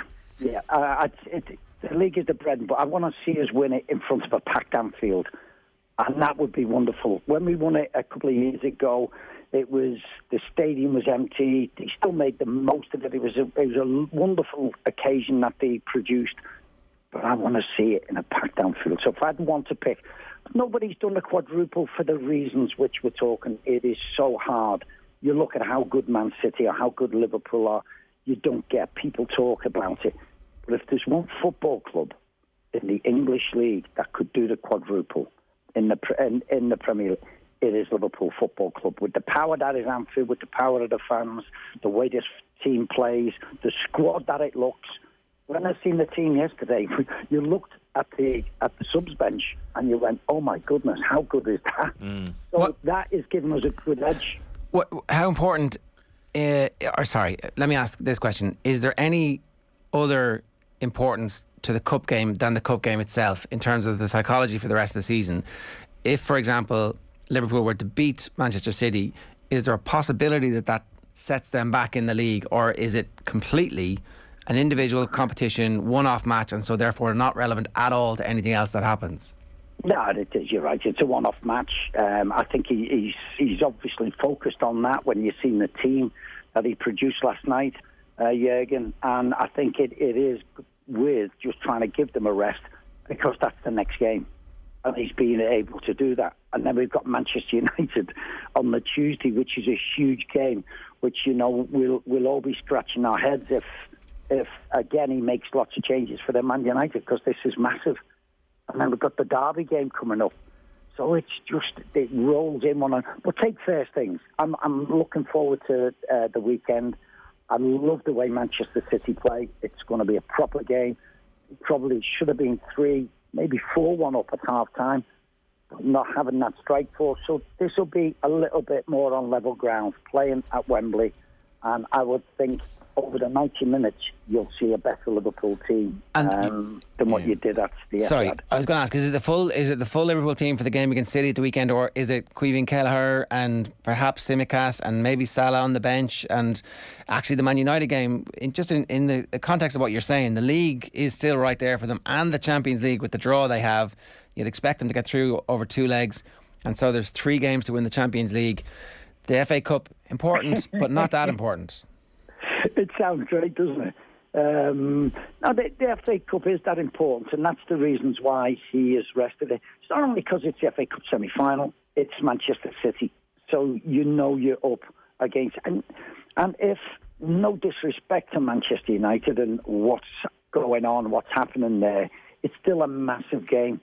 But if he was going to make 1 or 2 changes, I would think it'd be in the Manchester United. I wouldn't see wholesale changes as we've seen last night, but there might be 1 or 2 who might be carrying a knock, the likes of Matip, who finds it difficult to play sort of midweek, weekend all the time. It might be that. And Kinahan is looking at absolute dream. He's a wonderful player, so there's no problems making these changes. He's got to prioritise the Man United game, though, Tomo. The what? Sorry? He's got to prioritise the Man United game over the 2. Sorry? Like, he's got to prioritise effectively... No, I didn't hear you. Sorry, yeah, he's got to prioritise the Man United game over the Man City game. No, the Man City game is the big game at the moment because it's the next one. And it's a massive game because Manchester City, you need your best players playing to give you a chance at winning the game. I still love the FA Cup. Maybe it's not as important to the sort of the players of now or whatever, but to the fans and ex-players, it is a wonderful competition. And I'd love to see them. So he's managing that. And I know that Manchester United is huge. But take each game as it comes now, and you will realise, as he did with the Benfica, he was able to make those changes. And if the Man United game comes along, everybody's fit and healthy, it'll be his best team will play in that. All right. We're looking forward to it, Phil. Great to have you with us. Thanks a million. Cheers, guys. Take care. And Atletico Madrid are a gang of rogues. They obviously are. They obviously are. That's why we love them. Lovable rogue. Lovable rogue, yeah. Ta-da, boys. Ta-da. Good luck. It's Phil Thompson there. I do think that maybe at this stage of the season, that whole every game is a priority is kind of... It's true, but the roster is insane. How can they just keep maintaining these levels? It's just next year there are going to be 5 subs, and actually I think that's a disaster for... I'm not a fan of that either, but... It doesn't make any sense to me, really. Like, if you're trying to make the game... If you're trying to make it competitive at the top level, you're building in... Having the better teams as well, like... Yeah. But, yeah, like, just the roster and... like, you're looking at the league and... The likelihood is they're not going to win the league, but at the same time, as Phil says, I think most Liverpool fans would prioritise that over, like, as in they'd love to win the league, and as he says, with fans more than, and they've had Champions League previous, like they've won the league once, and obviously there was no one there, so I think he's probably right on that one. But well, the Villarreal, I mean, notwithstanding how Steve McMahon was writing them off, you would make them strong favourites to win that, and then they're in the final in a one-off game against a team. Yeah, I think that their best chances is definitely in the Champions League over the league. I mean, statistically that's clear cut, but I think they'd prefer also the league. I mean, the position they've come from to have even a chance is incredible, and the league is still, whatever about the FA Cup, the league is still basically the main thing in England, to my mind anyway. It's probably for Guardiola at this stage, like, okay, we need to win the Champions League, but Liverpool, they know what it's like to win the Champions League. I think they'd love to win the league in front of fans as well. I think Tom was probably speaking from the Liverpool fans on that one. Yeah, it's definitely an interesting time to the FA Cup is a different one. I don't really know where they stand on that. Well, I do think that it matters that it's at Wembley, and I do think that it matters that it will be... I don't really believe in one game to the next, but they drew at the weekend and they drew last night, so it's like, you know, back-to-back draws. But if they were to beat Man City, your winning culture, the atmosphere, the mood, the confidence is very, very, very high to catapult you into the rest of the season after that point. Yeah, and also it's a big setback for City. Exactly. So it's a double-edged sword. But does that matter to City in the league when they're playing, you know, cannon fodder? I'm not sure. Yeah, it obviously depends on what teams are picked in the game, but it's a difficult one for Klopp because I think he still has to prioritise. The Man United game is, to my mind, I think that's their toughest game in the run-in, I think. If Man United even represents a tough game. Yeah, I'm not sure. It depends. I think that's off the top of my head. And City's toughest game, I think, is West Ham. I think it looks like West Ham have completely prioritised the Europa League, and they don't want to be in the Conference League next season, so... Right, OTB AM is brought to you live each morning by Gillette Labs. For an effortless finish to your day, you can get in touch. 087 180 180 is the WhatsApp number. We have somebody monitoring that now for you, so you'll get an answer, hopefully. You can also use the hashtag OTBAM. Follow us on Twitter at OffTheBallAM. Up next, Alan Quinlan previews this weekend's Champions Cup second legs. We're going to see you after these short messages where you'll hear a clip from the latest Hurling Pod episode. The Leinster and Munster Championships get underway this weekend. Former All-Ireland winners James Skell and Paul Murphy have been previewing both on this week's episode of the Hurling Pod alongside Will O'Callaghan. Crucial meeting in Wexford and Galway on Saturday afternoon, and they both feel it's going to play a big part in deciding who actually qualifies for the knockout stages. OTB AM on OTB Sports Radio, Ireland's first and only sports radio station. The greatest league in the world is back. Every Friday night after the League of Ireland games, a place for you to come to give your opinion to Vane. There's a little button down on the left-hand corner where you can say that you want to talk. And Johnny, you're just going to have to mute yourself because you're ruining it for everybody. I can't. I'm still ruining it, am I? You are, yes. We're going to talk about Waterford FC now. Let's change to the real first division now. For immediate reaction from around the grounds, catch League of Ireland late night, Friday nights at 10 on Twitter Spaces. Follow at Off The Ball. And it's very hard for me to make a prediction. I know we're having a bit of crack here, don't get me wrong, and I'm saying Galway are going to win Leinster. Like, and I'll say that every day, you know. Even if Wexford hammers, I'm still going to say Galway are going to win Leinster, you know. So I'm just going to stick with that narrative, right? But I won't know, to be honest, until 15 minutes are gone in the Wexford game. You know, it's very hard to tell because you don't know how lads are training. Like, I'm just thinking, like a team that stands out in my head, I know I'm moving province, is Tipperary. They're in the long rest. They're probably training fierce well together, you know, and then they've got Waterford coming down to them. So who knows how that's going to go. And I'm the same with Galway. They've been out a while, probably training fierce well, good buzz, energy, and they got to do with the league is probably well and truly gone. But I won't know, and I guarantee you the players themselves mightn't know either until the first 10-15 minutes when the ball's thrown in Wexford Park. But let's not forget, look, if it wasn't for Richie Hogan and his juggling skills at Croke Park a couple of years ago, Galway could have been Leinster champions that year. Probably should have been, realistically. You know, like we read a lot into last year, but funnily enough, if it wasn't for that intervention and that kind of moment of brilliance which really swung a game, we could be talking about the fact that Galway were the Leinster champions of just a couple of years ago, and who knows what would have happened later in the year with the way they played in that semi-final. There's all ifs and buts about injuries and how close they were to Limerick at the time. And God, it's only a few weeks ago, Paul, that we were talking about Galway once they'd beaten Limerick, saying that they had all the weapons to potentially beat Limerick later in the year. Yeah, absolutely, and that's the one thing with Galway. Like, there's no one denying, and I'm certainly not denying that they have the talent to win the All-Ireland. That's the bottom line. Like, if you had to pick one sentence to describe Galway, they absolutely have the talent to win the All-Ireland. It's just a matter of, will they just click? Will it just be a case of that they go out there, like they can go to Wexford Park, put in a savage performance, and come out of there with a really good win. I think it's Westmeath they had the following week then, and they have Kilkenny then at home, and now you have the momentum and off you go. So it's just a matter of will they find. I think they need to bring, look, we talked about it already, they need to bring Cathal Mannion out around the middle of the field and get the ball moving there. I think if you see Cathal Mannion in around the corner forward, for me anyway, and what do I know, but for me I would be kind of saying that if Cathal Mannion is still in around the full forward line, Galway have questions over who their scorers are. For me, Cathal Mannion is a playmaker for them. He links everything up.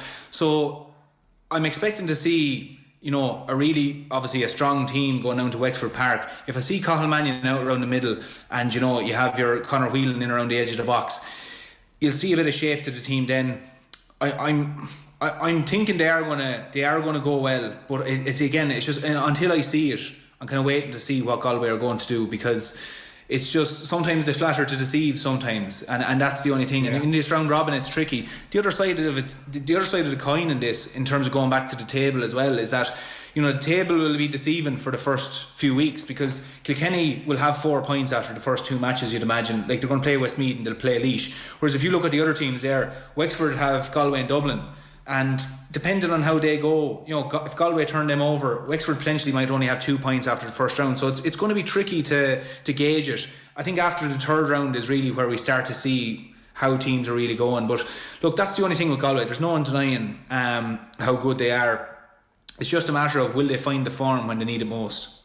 FBD Insurance knows this sound spells trouble for van drivers. But if you're an existing FBD customer, you'll get 15% off a new van insurance policy. It's how we're keeping you and your van on the road. Visit fbd.ie or contact your local branch. FBD Insurance. Support. It's what we do. Terms and conditions apply. 15% discount available on new commercial motor policies only when an existing FBD farm, business, car or home policy is in place. FBD Insurance Group Limited, trading as FBD Insurance, is regulated by the Central Bank of Ireland. Commercial motor insurance is underwritten by FBD Insurance PLC. OTB AM. With Gillette. Get into your flow with the new Gillette Labs Razor with exfoliating bar. We have a brilliant Friday night racing coming your way tomorrow, Good Friday. We were back on the road for our first post-pandemic roadshow. It was all celebrating the fact that it's the 150th running of the Boyle Sports Irish Grand National at Ferryhouse Racecourse over the bank holiday weekend. It was a special OTB roadshow. Nina and Paul Carberry, Noel Meade, Robbie Power, Arthur Moore and loads more. We're looking back at some of their favourite stories and their favourite racing memories from Ireland's most famous steeplechase that the race has produced over its more than 150-year history at this point. You can catch this across all of our social channels ahead of the Boyle Sports Irish Grand National on Easter Monday. We'll play a good bit of it out for you on the radio tomorrow evening from 7 o'clock and loads more on our social channels. You got to, like, in terms of the role that the Irish National has had in Irish society, I think that my favourite sort of thing from the history books is the Easter Rising. That so many people were coming back from Ferryhouse, and including soldiers that weekend, because they were racing at Ferryhouse, and that was the thing to do. It was a society thing to do in Dublin at the time, and they came back to a revolution effectively. But a lot of them just went to the races. They went, and that was like, Ferryhouse is so close to Dublin. I was lucky enough to be involved in a runner in the race before. I think he unseated maybe half the way around, but it's a great race to be involved in, and so much history. So bring it on. And 150 to 1 shot won it last year, which gives everybody Freewheeling Dillon, yeah. And I spoke to Francis Casey yesterday for a piece. He's obviously Peter Casey's son. He's a big runner in the race, and you can just tell he is like what it would mean to him. He's a local trainer as well. He's only a handful of horses, and that's what it's about. It's like, you want the small trainer to have a chance with a horse. All right. Well, we'll be back with normal run-of-the-mill Friday night racing next week, but it's a special tomorrow, playing out a bit of that roadshow. It's really good stuff. Looking forward to hearing it on the radio tomorrow. At 9:15, Alan Quinlan is with us to talk about the second leg of the Champions Cup this week, and a bit more about Graham Rowntree as well, now that he's been confirmed. Alan, good morning to you. How are you getting on? Good, lads, thanks. And yourselves? The scoreboard showing the actual score is a good idea that people have had across the week. We're all going to have to use our mental maths to make sure that we know exactly what the crack is with it. But the two legs have kind of worked out, I think. Yeah, it has. I think we obviously had a lot of issues during the pool stages with COVID, and the whole format was questioned. I think the competition has come alive. There's no doubt about it. Obviously, for EPCR, changing the format was driven by COVID in the last couple of seasons, and so much history attached to this competition. We have had issues before with some of the French teams, some English teams probably when they lose a game in the pool stages at home, throwing the towel in and stuff like that. But this is exactly what people wanted. The intrigue last weekend was fantastic, and right across the board there was top quality games, and there was a bite and an intensity to them which everybody wanted, and I think the competition really needed. Let's start by talking about Connacht, just because it's top of the head, and we had Andy Friend on the show yesterday. You don't want to patronise Connacht, right? But their performance against Leinster was excellent and nearly amazing. And they still, the whole world expects them, maybe the exception of the team themselves, expects them to lose and to go out of the competition because they're -5 starting against Leinster at home. But I think even with all of the conversations around Connacht, we still underrate the job that Andy Friend is doing at this stage. Is that fair? Yeah, it is. I think it's probably... they haven't been consistent enough, I think, and that's probably the level they need to get to. They're probably a little bit underpowered in that front five area, and it does come against them sometimes when they're playing bigger physical teams. I think the way they play the game is probably the only way they can. So that's why he's the right man for the job with Connacht. Every team wants to have big bruising forwards to provide a platform for you. And, it doesn't happen. The depth in those areas, ball playing, front rows, we see what, Leinster, the depth they have in that area and how it affects the way they want to play and the impacts those guys have in the game. Having played in the back row, I always had that thing in my head, and it'll never change. If you're a front five or workhorses, they're making big impacts, they're having physical power moments in the game. It just makes your job easier right across the board with the players behind them. So look, I think he's done a wonderful job. I think they're a very positive side to watch in the way they play. Their ambition is second to none. Decision making really good, and I think it's probably a bit frustrating that they're one kind of step away from really, and I mean this respectfully, competing with the big, powerful teams. And they've probably lost too many games in the URC. Yeah. They're in a position now where they may not make Europe next year. Just want to talk about that briefly, right? Like we were talking about West Ham earlier, and they don't really have the squad size to compete on two fronts, and it looks like they've completely prioritised Europe over the last 4 or 5 weeks, as there's an opportunity for them to get into the Champions League next season if they win the Europa League. From Connacht's perspective, it would, on the face of it, be kind of devastating not to be in the Heineken Cup, considering here we are talking about the great performance in the Heineken Cup against Leinster. But is there a long-term world in which actually having one thing and all the eggs in the basket next year in one competition, really, again, you could not prioritise whatever the secondary European competition is. Is there any possibility that might actually be better for them in the long run? Yeah, I don't know. I think it's hard to mentally kind of get into that situation where you would, I'm sure, if they were in a good position during the URC and, looking like they'll be in the playoffs and that they're going to qualify for Europe next year, they'd be very, very pleased with that. And then it would probably take a little bit of pressure off the knockout stages of Europe, that anything after that is a bonus. So I think you've got to prioritise the league. They're in danger of missing out on both, aren't they? Because they don't have the resources, I suppose. Is the point. I think it's depth, and it's particularly depth in that front five areas. Look, they've recruited very smartly. Mac Hansen has been a brilliant signing for him. I think that's the issue for him. And Munster have similar issues with front row kind of resources. They're very hard to get top quality props, hookers. Players who can play the modern game the way you need to play. So I think it's depth in those areas, and we've seen their set piece struggle this year. That scrum last week where Leinster scored the Hugo Keenan try, where in the second half where their scrum capitulated.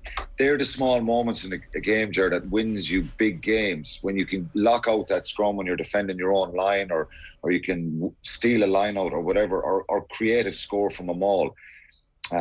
So being underpowered in those areas, you have to find different ways of playing. And there's some similarities with Munster, because I think with Munster having the players injured, obviously gives them some mitigation. But for Connacht, I think that's the concern, and that's the challenge for Andy Friend, is to try and get more depth. We saw it over in Leicester in the pool game that they lost, the way they were leading that game. It looked like it was going to be a historic way win, and then it all changes with the scrum and maul defence. So they're the challenges that he has, but I think he has done a brilliant job.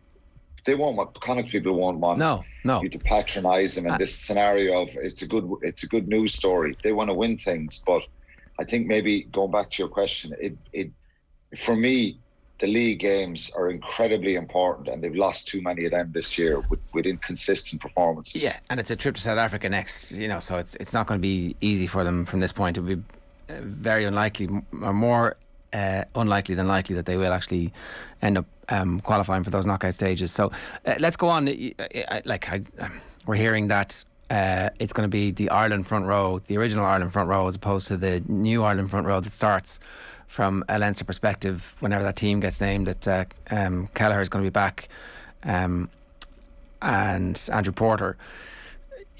Just as you're like, oh great, we've got to within 5 points and it's going to be exciting now, it's at the Aviva, we played really well there against Ulster, it's like, oh great, it's an even better Leinster team that we have to go up against. Yeah, it is. It's and that's the depth that they have, I think, and to have Kelleher and Porter back at this stage for Leinster is a huge boost. I think they'd love to have James Ryan and Ryan Baird back, and I think they will be crucial if Leinster progress here and into the quarterfinals, semi-finals, beyond. I think they're the team to beat in this competition. It's the one area I'd be worried about, the second row situation, if they progress forward. And they can't underestimate Leinster or with Connacht in any way. I think they've got to be really wary that this is the last kind of throw of the dice for Connacht. They'll put everything into this, and if you give them any sort of time and space and stand off them, but I think Leinster are too good to, and they'll know that. Leo Cullen will know that. Stuart Lancaster, the players, but to have Porter and Kelleher coming back, and we're just talking about the impact. What these guys do with the ball, without the ball. Traditionally, a good prop was someone who was a good scrummager and a good line-out lifter and a good mauler. Now we're judging props and hookers on, what to do around the field. And these guys are world class, and I think they've shown it on the international stage as well. The tackles, the tackle reload, the poaches, the carries. It's a full package. And the power. Yeah, it's a full package. And as a back row forward, if you're out there continuously tackling Ronan Kelleher, Tyg Furlong, Andrew Porter, it's a nightmare, because they're just different. They can step, they've acceleration, they've so much power, they can smash you in a tackle. So that's why they're so good, and they're unique players. How damaging would it be for Connacht if they got an absolute hiding here in terms of their journey? Well, it really dampened really kind of put a negative spin in the season, I think, Johnny. As I said to Ger, the fallback here of going out of Europe in the round 16, which is not surprising if it happens, is that we're back in the mix in the league, and that we can, get into those knockout stages, because there's not many teams would fancy playing Connacht and kind of knockout URC situation, because they're very capable of mixing with everybody. It's just getting an 80-minute performance. So I think it would be really damaging if they lost this game by a big score. Is it any good to them, even if they're going out, if they get a good performance? Well, it is. It's something to build on. It's something to say that, look, this is the level we need to be at. And we backed it up from the sports ground last week. So I think there's a lot to be said for them, and a lot to take from it to get a good performance here. Can we talk about Munster? And we'll talk about the game in a moment. We obviously have had Graham Rowntree confirmed since we last spoke to you. A question from Porrick, who's listening in. How did it take Munster this long to promote the fella who already worked there and who said several months ago that he wanted the job? It's a reasonable question. It is a reasonable question, I think. And probably the reason is, I think they were, maybe there's a couple of factors here, Ger, that it's the timing of getting a head coach a year and a bit out from a World Cup, mid-season, a lot of coaches contracted in good positions. Some maybe didn't fancy it. We saw, Rog kind of ruled himself out at the start. He was on Munster's radar for obvious reasons. Scott Robertson was being mentioned in New Zealand, which again, any club in the world would be interested in talking to him. And I'm not privy to the other applicants who applied, but it would suggest that there was a process that went on that, maybe they weren't sure about the CVs of some guys that were coming through, and it took time. And then from an RFU's point of view, I think they probably wanted to, it should have been quicker anyway. That's the first thing I should say. It should have been quicker, but I think, and I saw some comments from people online about continuity, that one comment was continuity is the last thing Munster need, but I think it's continuity in knowing the players. And I said this in the podcast the other day. It's important that there's somebody there who knows the strengths and weaknesses of players. And the reality here is the players themselves have got to take ownership. There's a lot of, I know the buck stops with the head coach, but the players have got to get better. And Graham Rowntree now has to be ruthless in his decision making.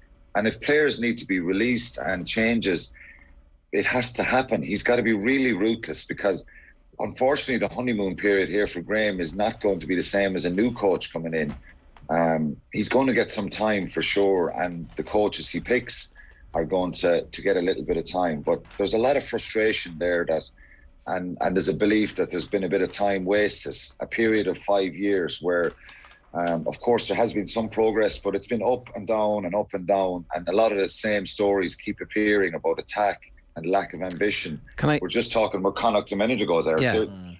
I want Munster, Ger, to be a side that people say they're a great side to watch. Not that they're negative, and not that they're... and I think the players themselves would probably embrace this. And I cannot, for the life of me, think that there'd be any player in any group, in any team, would think, I don't want to be, throw the ball around. I try and be a bit ambitious and attack more. There is games that we have to shove it up the jumper, and I've played in those over the years. And you know what? They're great wins as well. There's a great buzz in the dressing room afterwards where you're dogging it out, picking and going. Rog was kicking it up in the air, and we were suffocating the opposition. There's a great feeling in winning those games sometimes as well, because you just can't go out and throw the ball around. But that's the big obvious one that has to change. Yeah. And it has taken too long. It has. And it'll be interesting to see who they get in the backroom team. Brendan Fanning floats the idea today in the I'm reading in the Herald, but it's also in the Irish Independent, obviously, that now that they know who the guy is and he's there and he's available and he's in the building, why is Van Graan still in charge for the rest of the season? The end of the line is the choreography in this one, where the South African is presented as the man in control up until his flight has cleared Irish airspace, is pathetic. If David Nucifora believes he's got his man, then get on with it. I think this is a good point. Why don't they just make the manager, the head coach, the head coach? I know. I suppose it's a funny one, really. It's never really happened before that you've had this kind of promotion within during the season, and that's it's strange. It's strange, but I just think in the middle of where they're at the moment now, I think it'd be too unsettling. They've had a lot of uncertainty, and there's relevance to that. You know, there's relevance. Is Rian Van Graan's mind? And I don't question the guy's integrity, but there has to be a tiny part of his mind is thinking about who he's signing for Bath next year and what kind of preparations are going on there. So is the status quo unsettling as it is, though? Do you know what I mean? Yeah. I suppose the other point is that his whole they'll say Johnny that it's not, and that we're all going to be professional here. But it's a very strange situation, and you know, maybe it should have been handled a little bit differently. But look, I think. Well, who would the defence coach be if Van Graan goes? Like, is it just Van Graan, or does he take everybody who's going with him? Yeah, I just think, look, it's too risky, Ger, to do that. But Brendan Fanning has a point in what he's saying. You know, why not shift over now? But you know, if it falls apart, and I think, look, they're going to keep doing what they're doing till the end of the season, whether any of us have an opinion on it or not. But it's a strange dynamic that the boss is leaving and the boss is under him at the moment, you know. So it's they've just got to get on with it now. The announcement is made, and I don't think any of us dissecting it anymore as regards what the coaches should or shouldn't do with leaving now or leaving at the end of the season. Yeah. It's not going to happen. Okay. So it's kind of irrelevant. Are they going through? We're out of time. Are they going to go through? I don't know, Ger. I'd be very wary. I think Exeter will really believe that they left it behind them last week, and I think they'll be confident. They were in Limerick a couple of years ago and beaten just narrowly by probably a stronger Munster team. So, look, I would love to say I'm confident, but I'm more wary. I really think they can, but they've obviously got to eradicate all the turnovers and the penalties that they gave away last week. Okay. All right. Good stuff. Enjoy the games, Quilly. Thanks a million. Cheers. Thanks, lads. Alan Quinlan, you can hear him on the Red 78 podcast. And if you want to know what Graham Rowntree is going to be like as a head coach and what he thinks about the game and how he speaks about it, he did a full hour-long interview with Quinny and Neve a couple of weeks ago, and you'll find that in the OTB Rugby podcast feed. The easiest place to get it is if you subscribe to the Red 78 podcast. Search for that wherever you get your pods. OTB AM is brought to you live each morning by Gillette Labs for an effortless finish to your day. Here's what we got on OTB Sports Radio today. At 1 o'clock it's OTB Gold, Lance Armstrong. 3 o'clock is Leaders Questions with Stuart Lancaster. Our retro panel at 4 is Gambling and Addiction, and at 6 o'clock it's Barry Ryan talking about his book The Ascent. The Easter Bank Holiday weekend is upon us. Next Tuesday on OTB AM we'll have the performance rankings. Owen Sheehan will return hopefully. There'll be hurling with Will Callahan, football reaction and much more. Nathan is live tonight from 7 with John Giles and all the rest, and then over the weekend Champions Cup, Munster, Exeter. Oisin Langan and Liam Toland are at Thomond Park for us for that game. West Ham and Burnley is Stephen Doyle and Keith Tracy on Premier League commentary, and reporters from Waterford against Tip and Cork versus Limerick. You were in a bad mood all day because you didn't have a hot cross bun. Yeah, I forgot the hot cross bun. So I think that nice little place, the Ball Barista, opens at 7 and you can get a very nice hot cross on. But I was actually early today, so yeah, I haven't eaten yet. So you're cranky? Yeah, a little bit hungry. I've gotten out of the habit of eating first thing in the morning, but like 3 hours later I do want to eat now. Yeah, we can hear your stomach grumbling. The mics are super no Kenny powerful. Shields chat. Well, I mean, okay, Go on. You like Kenny Shields? Kenny Shields, like when he was the Derry City manager, I loved him in the League of Ireland because he was capable of saying anything. It turns out anything. It turns out he is capable of saying anything. Stuff and that he's thought about and developed ideas on. This I don't know where this famous comment came from, but I would be very much with Ricky Gervais in this. I will defend people's right to say stuff, and if everyone feels that because of a massive reaction to something, I'll say I'm not going to say this. We're in a terrible world, and the woke culture is rubbish. It's absolute rubbish. Now, if the players stop playing for him, absolutely that's fine. But he should not get sacked for saying something. This isn't woke culture. This is dinosaur nonsense. It's wrong and it's dangerous. But it's not dangerous. It is dangerous. Because I'm sorry. It's not an opinion. It's factually incorrect. There were 15,000 people at the game. Nonsense. Irrelevant. He's brought them to a very good place. And if the players stop playing for him, that's fine. And it's a dinosaur view. Did he have an opinion, or did he state a fact which he thought was a fact? You're entitled to your own opinions. You're not entitled to your own facts. Yeah. He said it was. Yeah. He said, I have science backing me up here. I've got statistics here. I've thought about this and I've studied it. You're not entitled to say the world is flat and the dinosaurs didn't exist. Yeah. Because that's not fact. That's an opinion. Yeah.